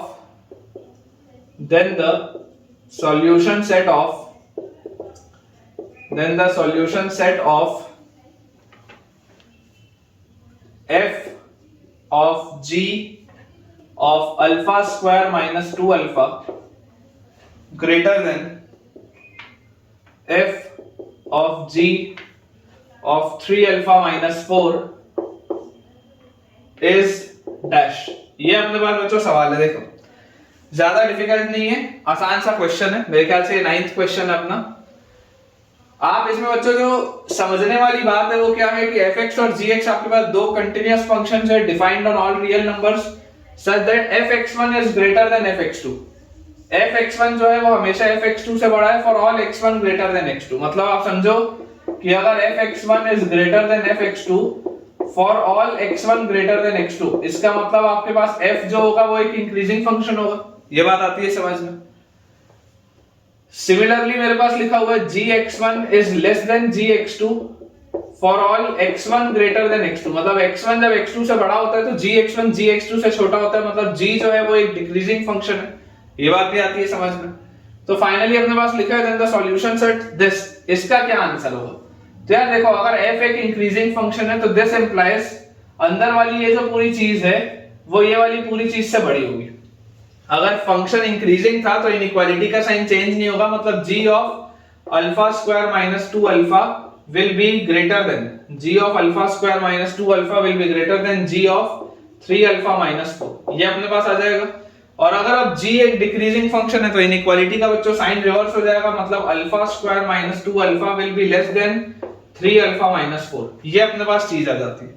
तो यार यहां से देखो इफेक्टिवली क्या लिखा हुआ है, ये लिखा हुआ है अल्फा स्क्वायर माइनस 5 अल्फा और प्लस 4 इज लेस देन 0, मतलब alpha square minus 4 alpha minus alpha plus 4 is less than 0, मतलब alpha minus 4 into alpha minus 1 is less than 0. ठीक है ना. Alpha square minus 4 alpha minus alpha तो minus 5 alpha plus 4. Number line बच्चों अगर हम इसको प्लॉट करें तो अपने पास आ जाएगा 1 4. This is positive negative positive. तो आपको लेस देन 0 की बात हो रही है, मतलब अल्फा बिलोंग्स टू क्या आ जाएगा 1 से 4. एकदम आसान सा सवाल. अल्फा का जो वैल्यू सेट आपके पास आ जाएगा दैट इज 1 से 4. बिल्कुल सही है बच्चों. आंसर अपना जो आया दैट इज कंप्लीटली एक्यूरेट. बस इस सवाल में खास बात क्या थी, ये वाली जो प्रोफाइल है ये देख के आपको घबराना नहीं. आपको जो कंडीशन दी हुई थी उस कंडीशन का इस्तेमाल करना है और इस प्रोफाइल को थोड़ा सिंपलीफाई करके सॉल्व करना है. बहुत सिंपल सा बेटा ये सवाल था. नेक्स्ट क्वेश्चन बच्चों अपने पास जो इसमें दिया हुआ है, आई थिंक क्वेश्चन नंबर 10 है कि number of solutions of the equation, number of solutions of the equation, number of solutions of the equation 3 tan x plus x cube, 3 tan x plus x cube is equal to 2. 3 tan x plus x cube is equal to 2 in 0 to pi by 4. In 0 to pi by 4 is dash. अब देखिए बच्चों जैसे ही आपको इसको solve करना है, approach समझने की देखिए कोशिश करिए. अगर आपको बोला जा रहा है इसके नंबर ऑफ सॉल्यूशंस कितने होंगे, तो यार एक तरीका तो ये होता है कि आप या तो इसका ग्राफ बना लो. एक तरीका ये है कि इसका आप ग्राफ बना लो, ग्राफ बना के इसको आप इंटरप्रेट करो. दूसरा मैं बेटा आपको तरीका बोलता हूं कि आप मान लो fx एक फंक्शन मान लो which is 3 tan x. fx function आप मान लो which is 3 tan x plus x cube minus 2. मान लेते हैं fx ये अपने पास एक फंक्शन है. अब अगर बच्चों ये फंक्शन आपके पास fx है तो बेसिकली आपको ये बताना है कि fx की वैल्यू 0 कितनी बार हो रही है. आपको बेसिकली इसी को तो सॉल्व करना है ना, आपको इसी को सॉल्व करना है कि fx के कितने रूट्स हैं। कुल मिला के हमको ये बताना है कि fx के कितने रूट्स हैं, मतलब fx कितनी बार जीरो हो रहा है। आप बच्चों ऐसा करो, आप निकालो f डैश x, ठीक है, f डैश x निकाल लो, या चलो f डैश x अगर आप देखोगे तो f डैश x आपको क्या दिखता है, ये आ जाएगा 3x² और फिर प्लस 3x², ये चीज आ जाएगी अपने पास 3x² प्लस 3x²। मुझे क्लियरली ये बात बेटा दिखाई देती है कि 0 से π/4 में this is always positive, always greater than 0 for all x belonging to 0 to π/4। 0 से π/4 के अंदर ये पूरी चीज हमेशा पॉजिटिव। अब अगर बच्चों ये फंक्शन पूरी चीज हमेशा पॉजिटिव है, मतलब fx जो है वो एक इंक्रीजिंग फंक्शन है 0 से π/4 में, fx is an increasing function. अब अगर बच्चों fx आपके पास इंक्रीजिंग फंक्शन है 0 से π/4 में, तो आप मुझे बताइए कि f0 का वैल्यू कितना है। तो f0 का अगर बेटा आप वैल्यू देखेंगे तो f0 का वैल्यू हमारे पास कितना आ जाएगा, यहां पर 0 अगर रखूंगा तो 3 × tan 0 और प्लस 0 और -2, तो यार इसकी वैल्यू तो -2 आ रही है, f0 की वैल्यू -2 आ रही है। एंड सिमिलरली अगर बेटा मैं आपको बोलूं कि f π/4 का वैल्यू कितना आएगा, तो f π/4 का वैल्यू बोलेंगे 3 × tan π/4, 3 × tan π/4 और प्लस π/4 का क्यूब प्लस π/4 का क्यूब -2, यही आएगा आपके पास। तो यार ये आ गया कितना, 3 × tan π/4 is 1, 3 - 2 is 1, तो दिस इज 1 + π³ 1 + π³ 64। ये जो भी चीज आएगी ये पॉजिटिव आएगी। मतलब आप बच्चों ये बात समझो कि नंबर लाइन में 0 यहां पर है, यहां पर आपके पास π/4 है, फंक्शन आपका इंक्रीजिंग है, 0 पर इसकी वैल्यू है -2 और π/4 पर इसकी वैल्यू है पॉजिटिव। तो यार इस तरीके से आपके पास हो रहा होगा ना, 0 पर इसकी वैल्यू नेगेटिव आपको मिल रही है, π/4 पर आपको इसकी वैल्यू पॉजिटिव मिल रही है, फंक्शन आपका इंक्रीजिंग है, तो इसका मतलब ये एक बार बेटा कहीं ना कहीं पर इसकी वैल्यू 0 होगी, 100% एक बार इसकी वैल्यू कहीं ना कहीं पर 0 होगी। तो आप बोल सकते हैं कि number of solutions of the equation ये इज, इसका आंसर आ जाएगा 1। इसके कितने सॉल्यूशन रहेंगे, तो इसका सिर्फ एक सॉल्यूशन आएगा। बेसिकली आप ये मोनोटोनिसिटी के कांसेप्ट से भी समझ सकते हैं। आप बेटा जो क्लास 11th में हम पढ़ते हैं इंटरमीडिएट वैल्यू थ्योरम क्वाड्रेटिक वाले चैप्टर में, तो आप इसको इंटरमीडिएट वैल्यू थ्योरम से भी बोल सकते हैं। Intermediate value theorem, intermediate value theorem क्या बोलता है कि अगर आपके पास एक कंटिन्यूअस फंक्शन है और किसी इंटरवल में अगर एक जगह उसकी वैल्यू नेगेटिव है, दूसरी जगह उसकी वैल्यू पॉजिटिव है, तो 100% बीच में कहीं ना कहीं उसकी वैल्यू 0 भी होगी, ये बात निश्चित है, नहीं तो नेगेटिव से पॉजिटिव कैसे जाएगा। ठीक है, तो इसका आंसर बेटा अपने पास देख लो, f0 की वैल्यू नेगेटिव आ रही है, बिल्कुल सही है, f π/4 की वैल्यू पॉजिटिव आ रही है, ये भी बिल्कुल सही है, और जो आपका आंसर आएगा दैट विल बी 1, बिल्कुल सही है बेटा। चलिए अगला देखते हैं। क्वेश्चन नंबर बच्चों 11 अपने पास लिखा हुआ है, the complete set of values of x, the complete set of values, the complete set of values of x for which the complete set of values of x for which e raised to the power x is greater than 1 plus x. The complete set of values of x for which e raised to the power x is greater than 1 plus x is equal to dash। ये अपने पास बच्चों सवाल है। Again बेटा इसमें अगर आप देखेंगे मल्टीपल इसके तरीके हो सकते हैं सॉल्व करने के, लेकिन हम जो बेटा तरीका देखेंगे that will be the simplest way, कि मैं आपको बोलता हूं कि आप fx एक फंक्शन बेटा कंसीडर कर लीजिए, आप fx फंक्शन मान लीजिए e raise to the power x -x -1 मान लेते हैं, fx ये फंक्शन है। कुल मिला के आपको अब क्या देखना है, आपको कुल मिला के देखना है कि fx की वैल्यू 0 से बड़ी कहां पर आ रही है, 0 से बड़ा ये कहां पर आ रहा है, उसी का तो आपको x बताना है ना, क्योंकि जैसे ही ये 0 से आप बड़ा करोगे तो e की पावर x x+1 से बड़ा आ जाएगा, ये तो हमको सॉल्व करना है। तो अगर बेटा मैंने आपको ये बोल दिया कि fx की वैल्यू आ जा रही है e की पावर x -x -1, तो अगर ये fx आपके पास आ रहा है और आपको मैं बोल रहा हूं कि ये पॉजिटिव कहां होगा, तो आप सबसे पहले f' निकालो।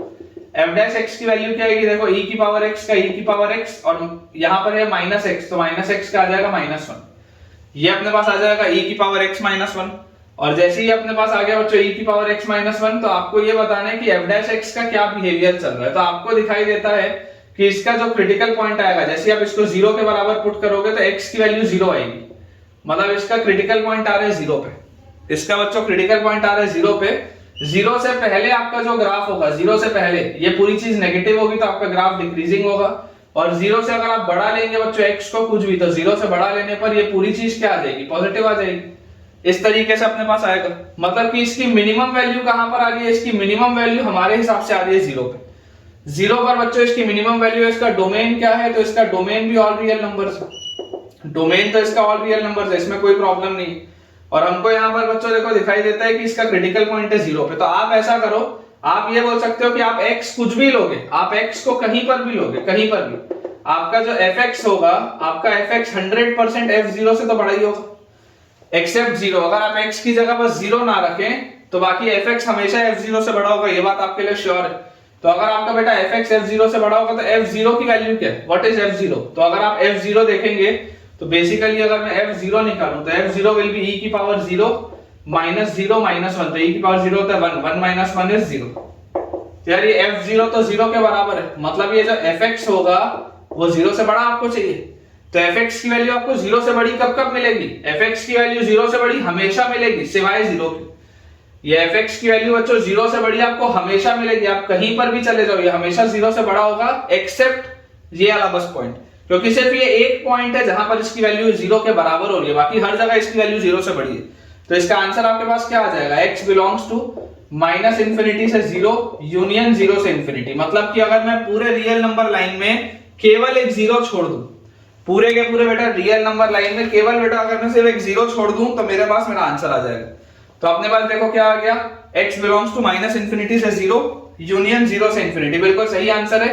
आप देख भी सकते हैं बेटा कि 0 पर इसकी वैल्यू 0 के बराबर हो रही है, जो कि मिनिमम है, मतलब इसकी मिनिमम वैल्यू 0 हो सकती है और वो भी सिर्फ एक ही जगह आएगी, that is at x equal to 0।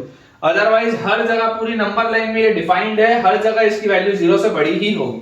तो ये अपने पास बच्चों अपना फाइनल आंसर आ जाएगा। ठीक है, this is our answer, note कर लीजिए। नेक्स्ट अपने पास बच्चों सवाल लिखा हुआ है, ठीक है, 12th क्वेश्चन है मेरे ख्याल से।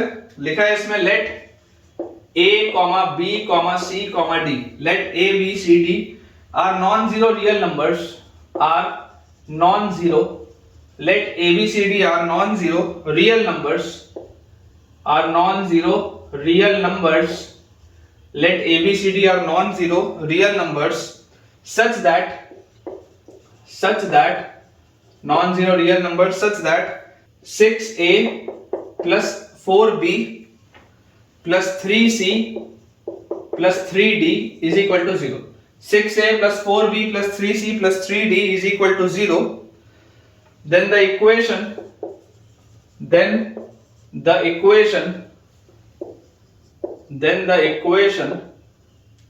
ठीक है, then the equation ax cube plus bx square plus cx plus d equal to 0.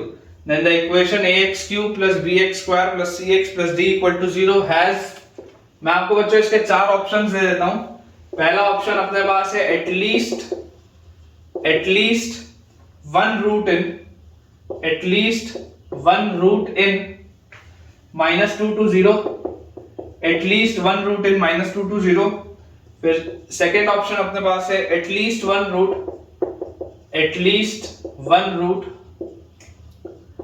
in 0 to 2, at least 1 root in 0 to 2। Third option अपने पास दिया हुआ है at least 2 roots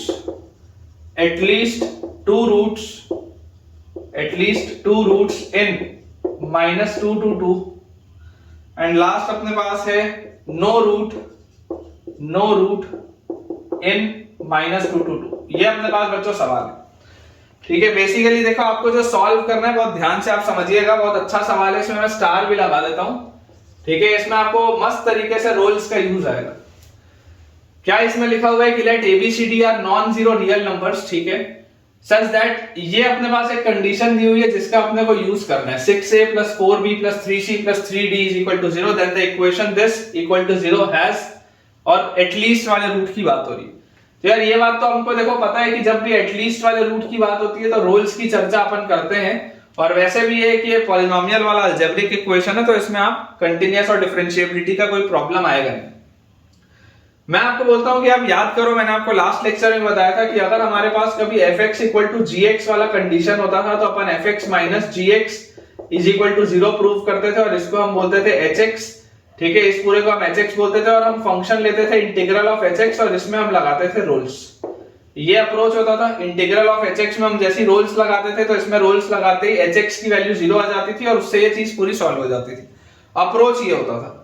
मैं आपको बेटा ये बोलता हूं कि आप ध्यान से देखिए आपको लेके क्या आना है। आपको इसमें बोला जा रहा है कि यार इसके कितने रूट्स होंगे, है ना, देन द इक्वेशन ये equal to has at least 1 root या एटलीस्ट 2 रूट या नो रूट। आपको इसकी बात हो रही है, मतलब कि ax cube plus bx square plus cx plus d equal to 0, इसकी आपको चर्चा करनी है ना, इस इक्वेशन की आपको चर्चा करनी है। तो आप एक फंक्शन मान लीजिए, consider fx is equal to, आप एक फंक्शन मान लीजिए जो कि इसका इंटीग्रल है, इसका इंटीग्रल, उसका आप एक फंक्शन मानिए। क्यों मान रहे हैं अभी आपको बताता हूं।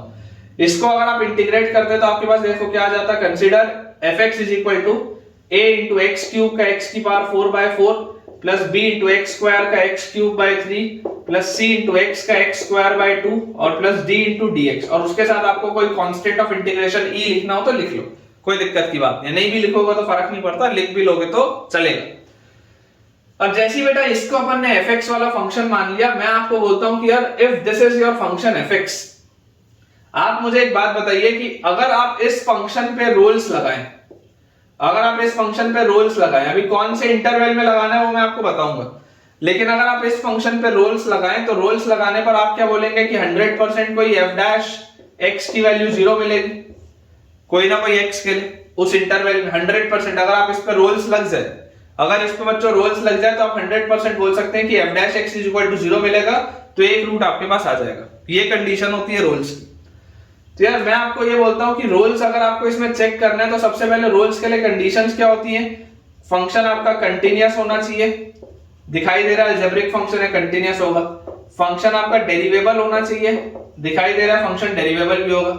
अब रोल्स के लिए बहुत एक बड़ा प्रपंच होता है, क्या चीज का, वो होता है कि आप कौन से इंटरवल में ले, क्योंकि fa और fb का वैल्यू बराबर होना चाहिए।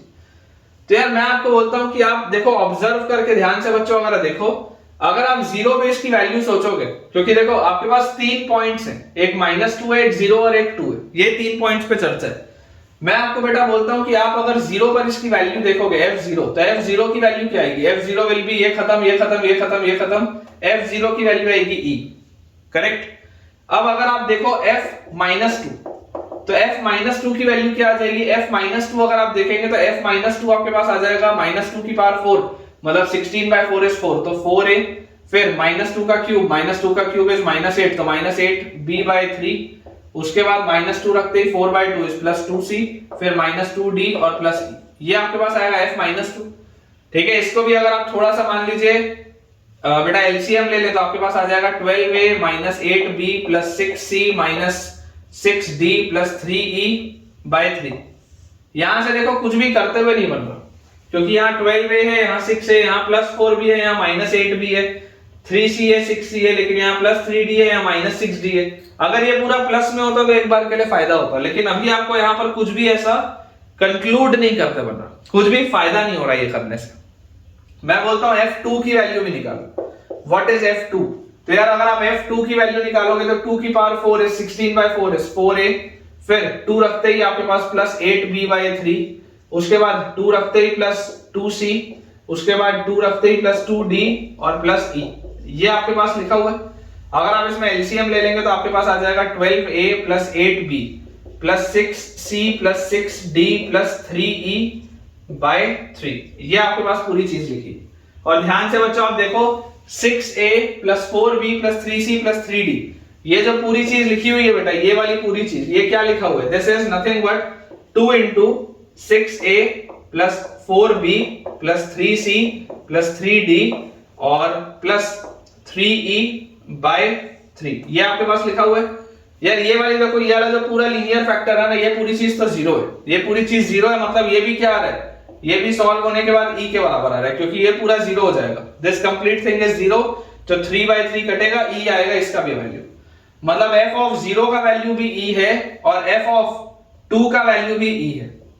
फंक्शन का वैल्यू 2 पर भी e है और फंक्शन का वैल्यू 0 पर भी e है, मतलब कि आप इसमें रोल्स लगा सकते हो। -2 के साथ आप कुछ नहीं कर सकते थे, लेकिन आप इस पे रोल्स लगा सकते हो। जैसे ही आप देखो रोल्स लगाओगे तो रोल्स की तीसरी कंडीशन भी आपको मिल गई। अगर आप बोलते हो कि fx में आप रोल्स लगा सकते हो, इसका मतलब 100% f डैश x आपको 0 मिलेगा फॉर x बिलोंगिंग टू 0 से 2, 0 से 2 के बीच में 100% बच्चों आपको 0 से लेकर 2 के बीच में कोई ना कोई ऐसा x मिलेगा जिसमें f डैश की वैल्यू 0 होगी। और f डैश x है क्या, f डैश x आप जैसे ही करोगे तो आपके पास अगेन आ जाएगा ax cube plus bx square plus cx plus d equal to 0। जैसे ही आप इसको डिफरेंशिएट करोगे 4 नीचे ax क्यूब, 3 नीचे bx स्क्वायर, 2 नीचे plus cx plus d equal to 0, ये आपके पास आ जाएगा। और ये आपके पास आ जाएगा for some x in 0 to 2, मतलब आपके पास एटलीस्ट वन रूट तो आ गया, एटलीस्ट वन रूट तो आपके पास आ जाता है, एटलीस्ट वन रूट इन 0 से 2। तो 0 से 2 के इंटरवल में कम से कम एक रूट तो आपको मिल रहा है। तो अगर बेटा 0 से 2 के इंटरवल में एक रूट मिल रहा है, मतलब ये नो रूट इन -2 to 2, ये तो बेकार हो गया। फिर एक आपके पास लिखा हुआ है एटलीस्ट वन रूट इन -2 से 0। क्या -2 से 0 के बीच में आप कुछ कंक्लूड कर पा रहे हो क्या? नहीं कर पा रहे। At least one root in 0 to 2, ये ऑप्शन तो आपके पास क्लियर है, बी ऑप्शन तो आंसर आ रहा है। उसके बाद लिखा है एटलीस्ट 2 रूट्स इन -2 to 2, -2 से 2 में आप एक रूट की गारंटी ले सकते हो क्योंकि वो एक रूट 0 से 2 के बीच में आ रहा है। लेकिन क्या मैं -2 से 2 या -2 से 0 के बीच में कुछ भी कंक्लूड कर सकता हूं? नहीं कर सकता। तो इसका आंसर अपने पास आ जाएगा बच्चों बी ऑप्शन। ठीक है, दिस इज आवर आंसर।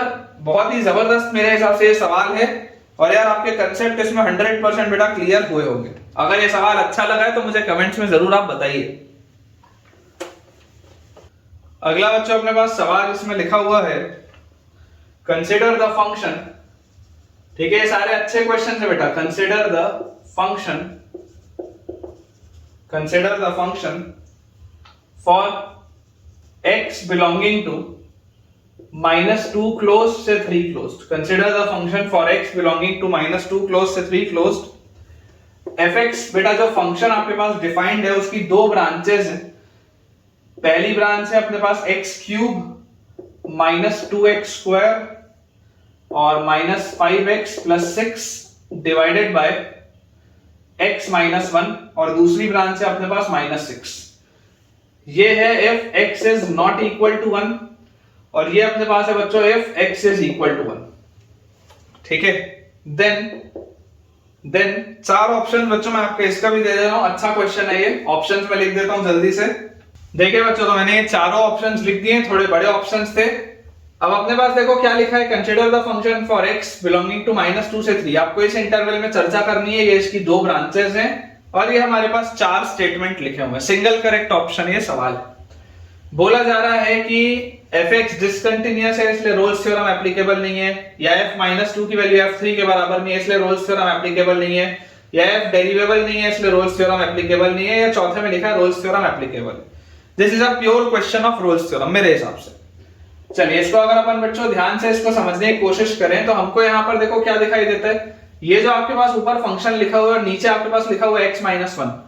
तो यार मैं आपको बोलता हूं कि अगर ये डिसकंटिन्यूटी की बात हो रही है तो आप तो इसका कंटिन्यूटी का चेक लगा लो। कंटिन्यूटी का चेक क्या है, 1 पर आपको बोल रहा है ना मिसिंग, आपको 1 पर अगर ये डिसकंटिन्यूअस बोल रहा है तो आप 1 माइनस पर इसकी वैल्यू देख लो कितनी आ रही है, 1 प्लस पर देख लो और 1 पर आपको क्या दी हुई है ये देख लो।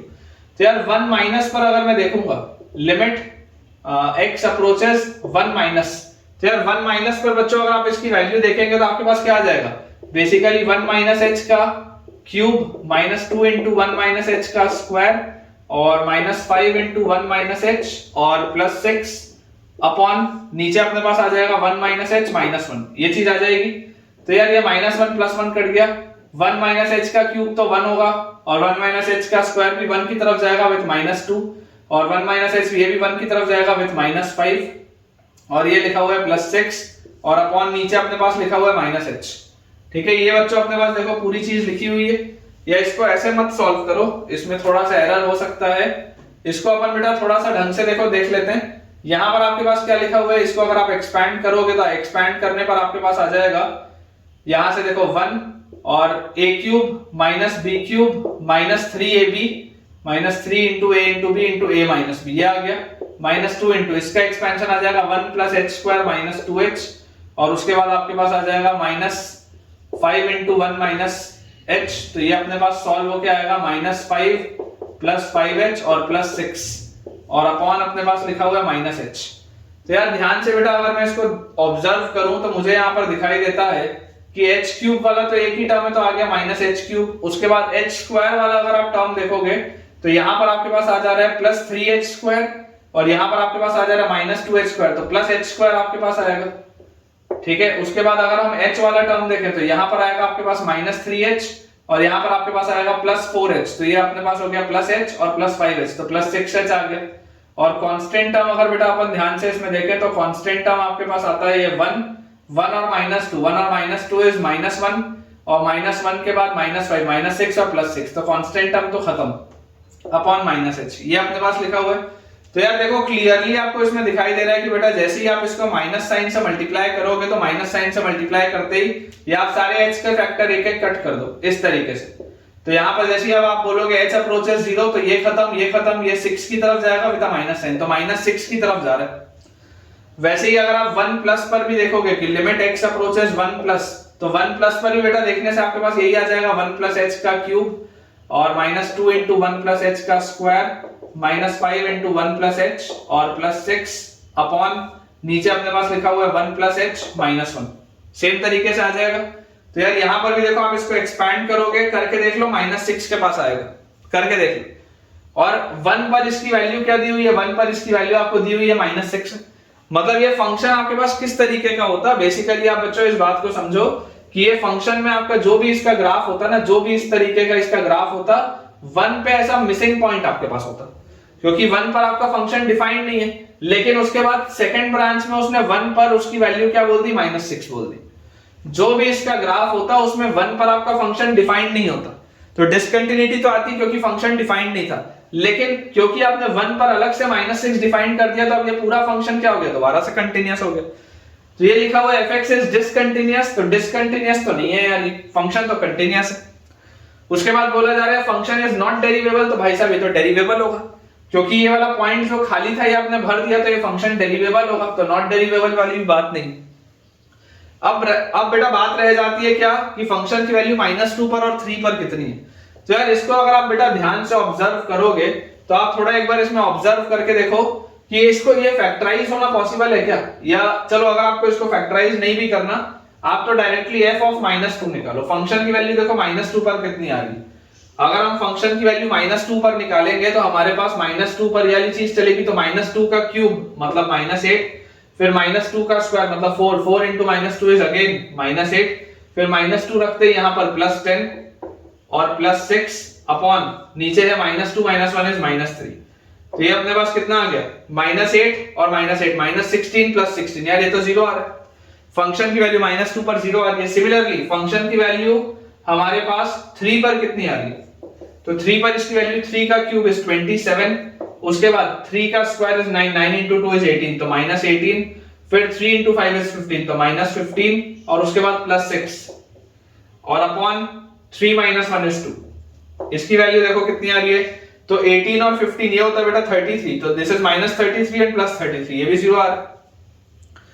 तो ये लिखा हुआ था फंक्शन की वैल्यू -2 पर और 3 पर सेम नहीं है, यार ये भी गलत हो गई बात। इसका मतलब देखो आपको आंसर तो दिख रहा है कि चौथा ऑप्शन होगा, लेकिन चलो चौथे ऑप्शन को मैं आपके लिए वेरीफाई कर देता हूं। बोल रहा है रोल्स थ्योरम इज एप्लीकेबल, क्यों एप्लीकेबल है, फंक्शन कंटीन्यूअस है, फंक्शन डिफरेंशिएबल है और फंक्शन की वैल्यू -2 पर और 3 पर सेम है, बाउंड्री पॉइंट पे इसकी वैल्यू सेम है, तो रोल्स थ्योरम की जो 3 कंडीशंस होती थी वो तो सेटिस्फाई आपकी हो गई, और ये बोल दिया fx satisfies all the conditions and c of Rolle's theorem is half।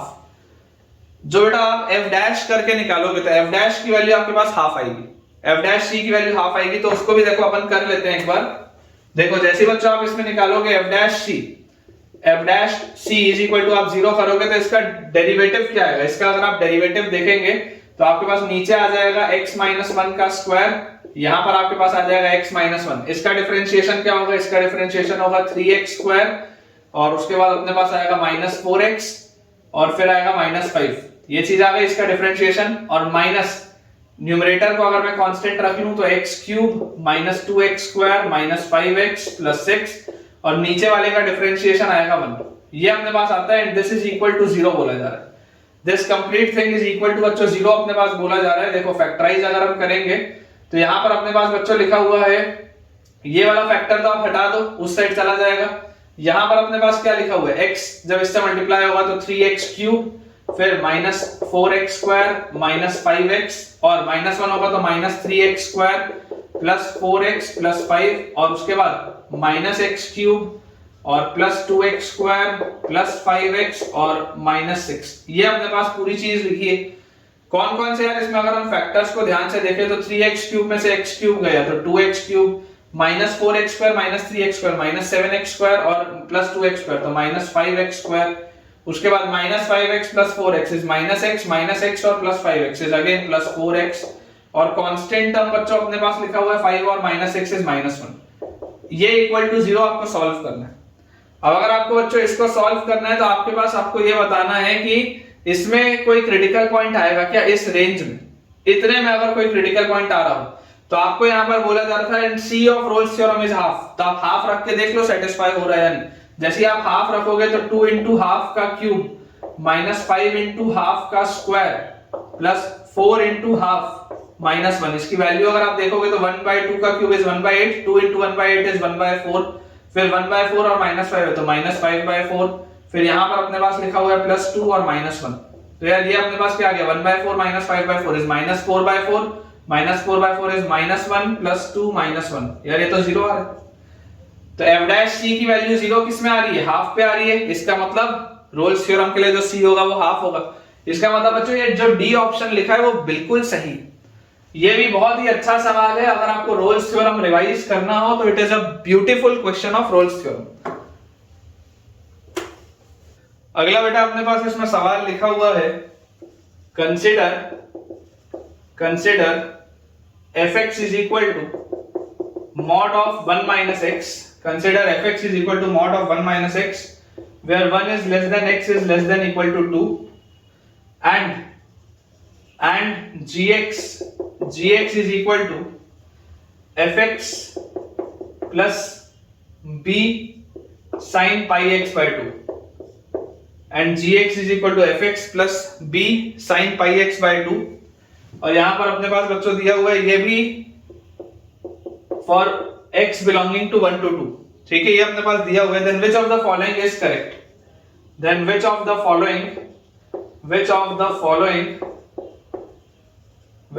Following is correct. Option बच्चों मैं आपके लिए इसमें नोट कर देता हूं, आपके लिए बेटा ऑप्शंस मैंने इसमें भी नोट कर दिए हैं, लंबे ऑप्शंस थे काफी।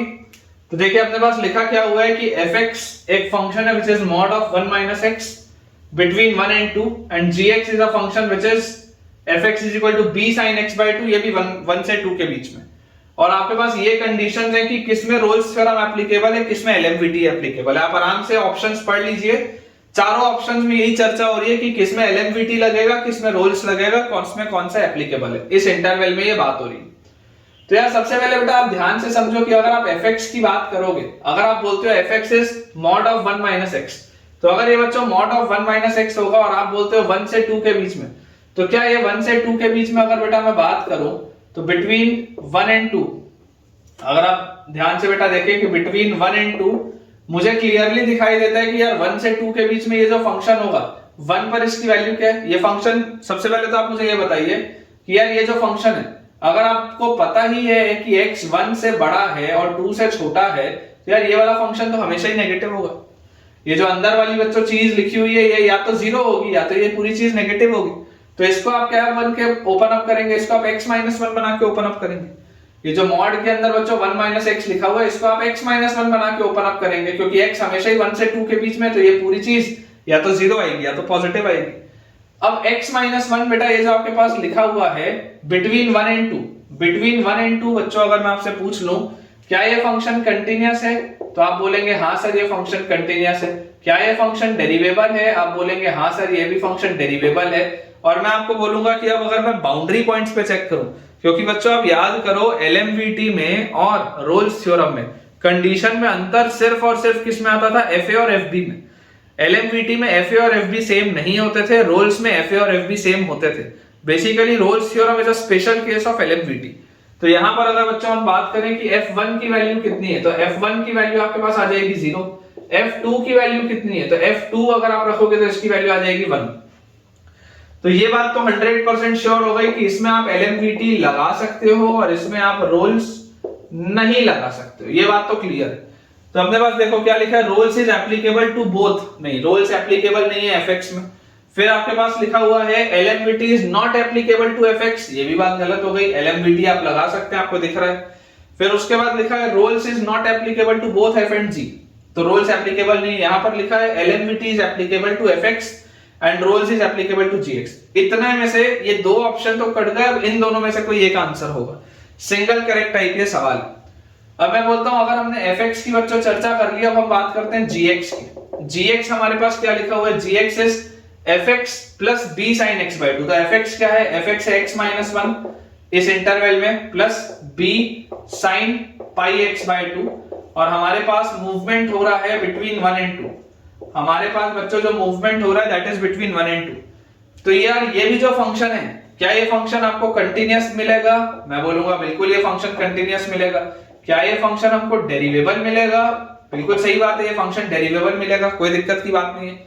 लेकिन अगर अब यहां पर आप बात करें g1 और g2 की, तो g1 की वैल्यू क्या होगी, g1 की वैल्यू 1 - 1 खत्म, और यहां पर आपके पास आ जाएगा x की जगह 1 रखते ही sin pi by 2, मतलब g1 की वैल्यू आएगी b, और g2 की वैल्यू कितनी आएगी g2। तो अगर आप बेटा 2 पर इसकी वैल्यू देखेंगे तो 2 - 1 इज 1, और यहां पर आप देखेंगे तो 2/2 कट जाएगा, sin pi 0 होता है, तो g2 की वैल्यू 1 आ रही है, g1 की वैल्यू 1 आ रही है, g1 की वैल्यू b आ रही है, g2 की वैल्यू 1 आ रही है। अब आपके पास क्या लिखा हुआ है, Rolle's is not applicable to both f and g for any real b। मुझे यहां से दिखाई दे रहा है कि if b is equal to 1, सोच के देखो अगर b की वैल्यू 1 हो गई, अगर बेटा b की वैल्यू 1 हो गई, तो क्या सोच के आप मुझे बताओ क्या यहां पर रोल्स लग सकती है क्या? बिल्कुल लग सकती है, क्योंकि g1 की वैल्यू भी 1 हो जाएगी, g2 की वैल्यू भी 1 हो जाएगी। तो ये वाला भी ऑप्शन गलत हो गया, क्योंकि ये बोलता है कि Rolle's is not applicable for any real value of b। fx में रोल्स एप्लीकेबल नहीं है, वो बात मैं मानता हूं, लेकिन gx में बच्चों रोल्स एप्लीकेबल हो सकती है, gx में रोल्स एप्लीकेबल हो सकती है अगर b की वैल्यू 1 हो जाए तो। ये बोल रहा है कि b की किसी भी वैल्यू के लिए आप रोल्स को इसमें नहीं लगा सकते। मैं बोल रहा हूं कि अगर b की वैल्यू 1 हो जाए तो आप इसमें रोल्स लगा सकते हो, क्योंकि बाउंड्री पॉइंट्स पे सेम वैल्यू आएगी। देखो सी ऑप्शन क्या बोल रहा है, LMVT is applicable, LMVT is applicable to fx, बिल्कुल सही है, and Rolle's is applicable to gx, Rolle's को आप gx में लगा सकते हो with b equal to 1, b की वैल्यू 1 रखोगे तो रोल्स लग सकता है। इसका मतलब सी ऑप्शन बिल्कुल सही, C option is the right answer. Again जबरदस्त सवाल, ऐसे सवाल होते हैं बेटा एडवांस में, क्वेश्चन डिफिकल्ट नहीं है, लेकिन देख के बच्चे को लगता है कि यार ये तो पता नहीं क्या आ गया। It is a very easy question, लेकिन देख के लगता है कि बहुत डिफिकल्ट है। तो यार ये सब अगर आपको अच्छा लग रहा है और आपका बेटा कॉन्फिडेंस इंक्रीज हो रहा है, तो यार कमेंट में आप मेरे लिए कुछ बताइए मुझे कि इसमें अपन और क्या ऐसा करें कि आपके लिए और वैल्यू एडिशन हो। क्योंकि बेटा जब तक आप अपना फीडबैक नहीं देंगे, जब तक आप अपने कमेंट्स में शेयर नहीं करेंगे, तब तक मुझे पता कैसे चलेगा कि आपको ये और इसकी में क्या मदद चाहिए। तो जो भी बेटा आपको हेल्प चाहिए मुझे कमेंट्स में आप बिल्कुल बताइए, और ये सारी चीजों से आपको फायदा हो रहा है या नहीं हो रहा ये भी मुझे आप शेयर करें बेटा कमेंट्स में, ताकि मुझे एक प्रॉपर फीडबैक मिलता रहे और मैं उस तरीके से आपके लिए अगले लेक्चर्स प्रिपेयर कर पाऊं। अगला बच्चों अपने पास इसमें सवाल लिखा हुआ है, a function f is differentiable, a function f is differentiable, a function f is differentiable in 0 to 10, a function f is differentiable in 0 to 10 and f0 is equal to 4. A function f is differentiable in 0 to 10 and f0 is equal to 4 and f10 is equal to -1 and f10 is equal to -1 if gx is equal to fx upon x plus 2, if gx is equal to fx upon x plus 2 and c belongs to 0 to 10 and c belongs to 0 to 10, then find g dash c, ये अपने पास सवाल है। बहुत simple सा बच्चों ये question है LMVT का, it is a very simple question of LMVT। क्या लिखा हुआ है अपने पास देखिए, अपने पास दिया हुआ है कि f एक डिफरेंशिएबल फंक्शन है इस इंटरवल में। बाउंड्री पॉइंट्स पे आपको वैल्यू देखो अलग अलग दिखाई दे रही है। डिफरेंशिएबल फंक्शन है मतलब कंटिन्यूअस भी होगा। f0 की वैल्यू आपको 4 मिल रही है, f10 की वैल्यू आपको -1 मिल रही है। बाउंड्री पॉइंट्स पे आप देख सकते हैं वैल्यूज अलग अलग है, मतलब रोल्स की तो बात है ही नहीं। g डैश फंक्शन आपको निकालना है, c आपको दिया हुआ है, तो इससे फील आनी चाहिए कि रोल्स और एलएमवीटी की बात हो रही है। ये सारी चीजें देख के फील आनी चाहिए रोल्स और एलएमवीटी की, क्योंकि बाउंड्री पॉइंट्स अलग अलग है, मतलब एलएमवीटी आपको सोचना चाहिए। तो मैं आपको बोलता हूं आप एलएमवीटी बच्चों लगाओ ये gx फंक्शन, ये जो gx फंक्शन इसमें आपको दिया हुआ है, इसमें अगर आप एलएमवीटी सोचें तो आप क्या बोलेंगे कि यार g डैश c की वैल्यू क्या होगी। g डैश c की वैल्यू आपके पास आनी चाहिए, g डैश c की वैल्यू आनी चाहिए g10 minus g0 upon 10 minus 0। यही होता है formula for c belonging to 0 to 10। Basically यही होता है ना एलएमवीटी में कि y2 minus y1 upon x2 minus x1, यही होता है, स्लोप के बराबर होता है। यही मैंने आपको पढ़ाया था कि दो अगर पॉइंट्स हैं और दो पॉइंट से ये जो स्लोप होगा वो सेम होगा, ठीक है। तो y2 minus y1 upon x2 minus x1 करके आप स्लोप इक्वेट कर सकते हैं। तो यार यहां से g डैश c की वैल्यू क्या आ जाएगी, g10 मतलब g10 मतलब f10 बाय 10 प्लस 2 इज 12, फिर माइनस g0 मतलब f0 by 0 plus 2 is 2 upon 10 minus 0 is 10। क्योंकि बेटा देखो आप इस बात को समझो कि अगर fx डिफरेंशिएबल है तो gx भी आपके पास डिफरेंशिएबल हो जाएगा, क्योंकि fx बाय x प्लस 2 है तो gx भी डिफरेंशिएबल हो जाएगा, कोई दिक्कत नहीं। और जैसे ही gx डिफरेंशिएबल होगा तो कंटिन्यूटी भी आ जाएगी, क्योंकि आप बेटा देखो कौन से इंटरवल में ले रहे हो, 0 से 10। यहां पर डिसकंटिन्यूटी आती है किसमें, -2 पे, वो तो आपके इंटरवल में नहीं है, इंटरवल आपका 0 से 10। तो यहां से बच्चों देखो f10 की वैल्यू कितनी है, f10 इज -1, तो this is -1 by 12 minus f0 कितना है, f0 is 4 by 2 is 2 upon 10। तो यार यहां से मेरे पास आ जाता है -1 और -24 by 12 into 10 इज 120। तो यार ये आ जाता है -25 by 120। और अगर हम इसमें से 5 का फैक्टर कट करें तो यहाँ 5 और 5 का यहाँ से फैक्टर कट करने से अपने पास बच्चों जो आंसर आता है दैट इज -5 by 24। ठीक है, क्या अपने पास बच्चों देखो आंसर आ जाता है -5 by 24। तो g डैश c जो आपको निकालना था, g dash c comes out to be -5 by 24। ठीक है, ये अपने पास बेटा आंसर आएगा, चेक कर लीजिए, बिल्कुल सही है। मेरे पास बच्चों यही आंसर इसका दिया हुआ है, बिल्कुल सही है। चलिए एक दो बेटा छोटे छोटे से सवाल हैं और बनाते हैं, फिर आज का लेक्चर एंड करेंगे। क्वेश्चन बच्चों अपने पास लिखा हुआ है, let fx be a non-constant let fx be a non-constant twice differentiable function,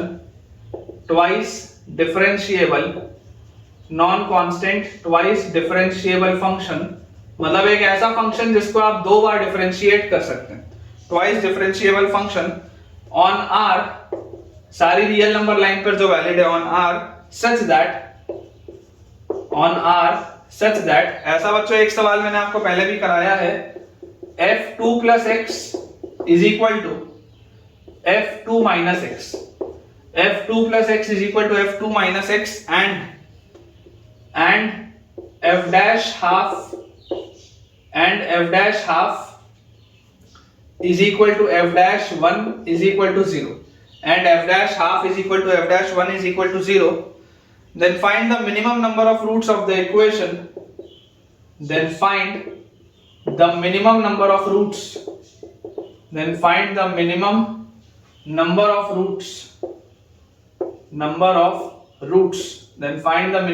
of roots of the equation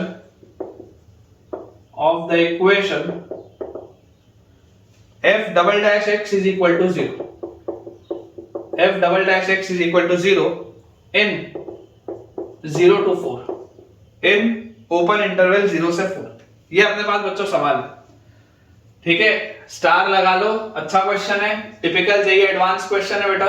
ऐसा सवाल मैंने आपको देखो पहले भी कराया है, आपको मैंने ये चीज पहले ही बताई थी कि जब भी आपके पास रूट्स पूछे जाएं, डेरिवेटिव के रूट्स पूछे जाएं तो रोल्स की तरफ ध्यान जाना चाहिए। ये सारी चीजें मैंने आपको बताई हैं, डिफरेंशिएबल फंक्शन है, कंटीन्यूअस है, कोई दिक्कत नहीं। मैं आपको बोलता हूं कि आपके पास देखो फंक्शनल इक्वेशन क्या दिया हुआ है, f2 प्लस x की वैल्यू f2 माइनस x के बराबर है। यही आपका फंक्शनल इक्वेशन है, that f2 plus x is equal to f2 minus x। अब अगर मेरे पास f2 प्लस x की वैल्यू f2 माइनस x के बराबर है तो मैं आपको बोलता हूं इसको आप डिफरेंशिएट करो। तो यहां से आपके पास आ जाएगा f डैश 2 प्लस x, अंदर घुसोगे तो x का differentiation 1 is equal to f dash 2 minus x, अंदर घुसोगे तो माइनस x का माइनस 1। ये अपने पास आ गया डिफरेंशिएशन। अब यहां पर अगर देखो मुझे दिया हुआ है कि f डैश 1 की वैल्यू 0 है, मतलब अगर आप x की वैल्यू यहां पर 1 डाल दें, put x is equal to 1, तो x इज इक्वल टू 1 डालते ही आपको क्या मिल जाएगा, f dash 3 is equal to x की जगह 1 डालते ही माइनस f डैश 1, ये आपको मिल जाएगा। और आपको पता है कि f डैश 1 0 था, तो अगर f डैश 1 0 था तो यहां से आपके पास क्या आ गया, f डैश 3 भी 0 आ गया, मतलब f डैश 1 0 हो गया, f डैश 3 भी 0 हो गया। ठीक है, 1 और 3 देखो इस इंटरवल में।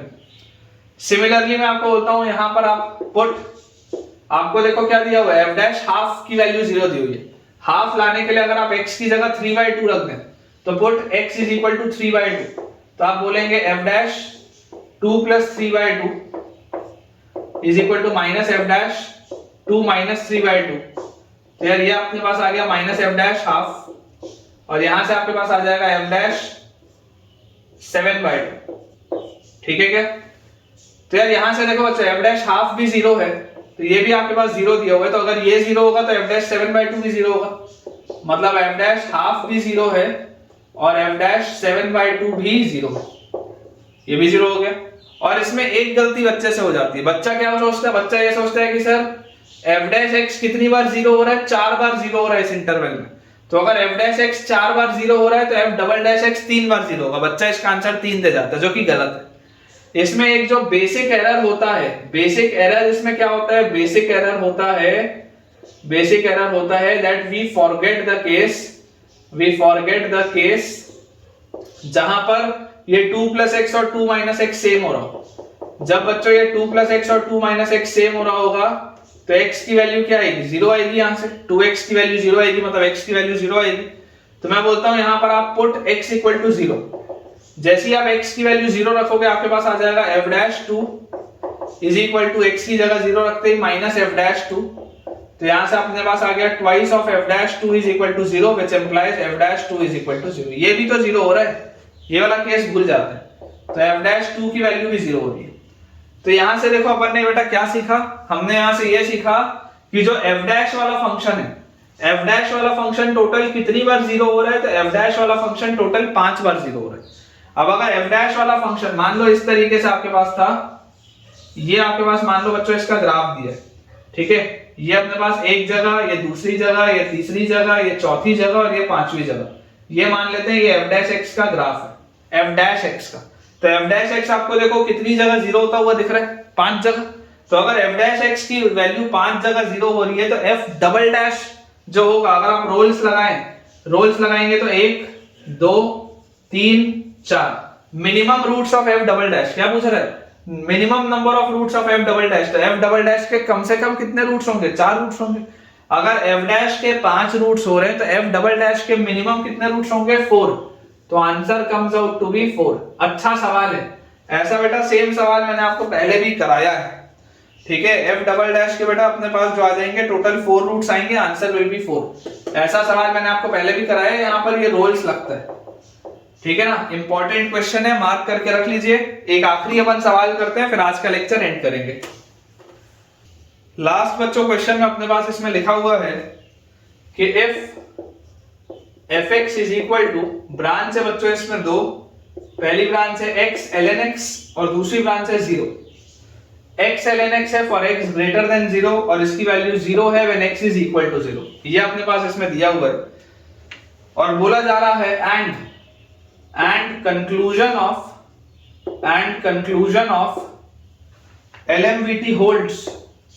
LMVT holds and conclusion of LMVT holds at x equal to 1।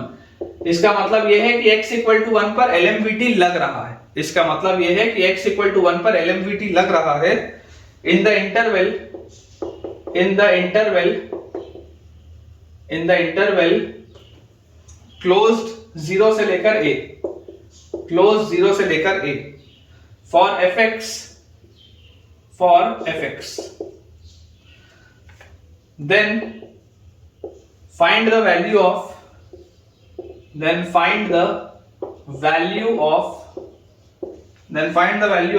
bracketed a square. Then find the value of bracketed a square where this denotes your greatest integer function. ये अपने पास लास्ट क्वेश्चन है बेटा आज के दिन का, ठीक है। क्या बोला जा रहा है कि fx की दो ब्रांचेस हैं, या तो fx की वैल्यू 0 है जब x 0 होगा, अदरवाइज उसकी ब्रांच है x ln x। बोला जा रहा है कि lmvt होल्ड करता है x इक्वल टू 1 पर इस इंटरवल में। तो अगर बेटा आप ये बोलते हैं कि lmvt होल्ड करता है, तो lmvt होल्ड करने का मतलब हो गया कि फंक्शन आपका कंटिन्यूअस भी है, ठीक है, फंक्शन कंटिन्यूअस है, फंक्शन डेरिवेबल है, और फंक्शन डेरिवेबल के बाद आप ये बोल सकते हैं कि f0 की value is not equal to fa की वैल्यू। बेसिकली ये आपको दिया हुआ है f0 is not equal to fa। लेकिन अगर मुझे बोला जाता है कि lmvt holds at x equal to 1, lmvt holds at x equal to 1, इसका मतलब ये होता है कि f'1 जो होगा इसका जो डेरिवेटिव होगा, जो स्लोप आएगा x इक्वल टू 1 पे, that will be equal to fa minus f0 by a minus 0, ठीक है। ये अपने पास रिजल्ट होता है, जहां पर 1 क्या होगा, 1 will belong to 0 to a। 1 जो होगा वो इस इंटरवल में होगा, ये 1 जो होगा ये इसी इंटरवल के अंदर होगा।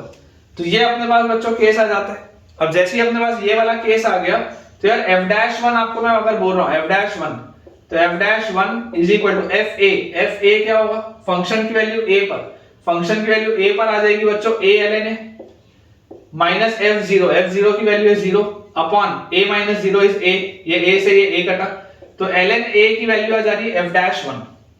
अच्छा, fx अगर x ln x था तो जरा सोच के देखो f' क्या होगा। अगर आप इसको डिफरेंशिएट कर दें तो x कांस्टेंट ln x का 1/x प्लस उसके बाद ln x कांस्टेंट x का 1, तो ये अपने पास आ जाता है 1 प्लस ln x, ठीक है क्या। इसका डिफरेंशिएशन आ जाता है 1 प्लस ln x, तो इसकी वैल्यू आ जाएगी 1 प्लस f'1। अगर आप बोलोगे तो 1 प्लस ln1, और ln1 तो 0 होता है। तो यार यहां से आपके पास a की वैल्यू आ गई e के बराबर, ये e आ जाएगा, तो a की वैल्यू आ गई e के बराबर। तो ये देखो 0 से e में आपके पास 1 एग्जिस्ट करता है, बात सही है। e की अप्रोक्सीमेट वैल्यू क्या होती है, e की अप्रोक्सीमेट वैल्यू 2.78 के आसपास होती है, 2.7 बोल लो। तो मुझे बोला जा रहा है a स्क्वायर क्या होगा, a square will be basically e square. a square जो होगा वो e स्क्वायर के बराबर होगा। तो मैं इसको ऐसा बोल देता हूं कि e को आप लिख लो 27/10 का स्क्वायर। तो 27 का स्क्वायर कितना होता है, अगर बेटा हम 27 का स्क्वायर देखें तो 27 into 7 मतलब 27 into 27 अगर आपको करना है, ठीक है, तो यहां से आपके पास आ जाएगा 7 7 जा 49, 9 कैरी 4, 7 2 जा 14 और 4 18, और उसके बाद 2 7 जा 14, 4 कैरी 1 5, 729 आता है मेरे ख्याल से इसका, बिल्कुल सही। तो ये 729/100 मतलब ये आएगा 7.29 अप्रोक्सीमेटली। कैलकुलेटर तो है नहीं, अप्रोक्सीमेटली 7.29 के आसपास ये पूरी चीज आएगी। तो इसका ब्रैकेटेड पूछा जा रहा है, तो इस पूरे का ब्रैकेटेड क्या आ जाएगा, ब्रैकेटेड ऑफ a स्क्वायर अगर आप देखेंगे तो that will come out to be 7। Bracketed बच्चों इसका अपने पास आ जाएगा 7, बिल्कुल सही, ठीक है। इसका आंसर बच्चों 7 आ जाएगा, एलएमवीटी का प्योर सवाल है। सो ठीक है बच्चों, विद दिस हम अपने आज के लेक्चर के एंड पे पहुंच चुके हैं, और आज का लेक्चर थोड़ा लेंदी था, लेकिन मैंने आपको बहुत सारे सवाल कराए। मुझे पूरी उम्मीद है कि आपका कॉन्फिडेंस हाईएस्ट लेवल पे होगा और आपको बेटा बहुत मजा आया होगा। आज का अगर आपको अच्छा लगा है बेटा हमारा लेक्चर, तो जरूर आप अपना एक पॉजिटिव कमेंट सेक्शन में ड्रॉप करें, ताकि मैं इसी तरीके से मोटिवेटेड रहूं आपके लिए शानदार कंटेंट देने के लिए। वीडियो अगर आपको पसंद आया हो तो वीडियो को लाइक करें, चैनल को सब्सक्राइब करें, और दोस्तों के साथ इस वीडियो को शेयर भी करें, ताकि उन सब बच्चों की पढ़ाई बहुत बढ़िया तरीके से हो पाए। Thank you.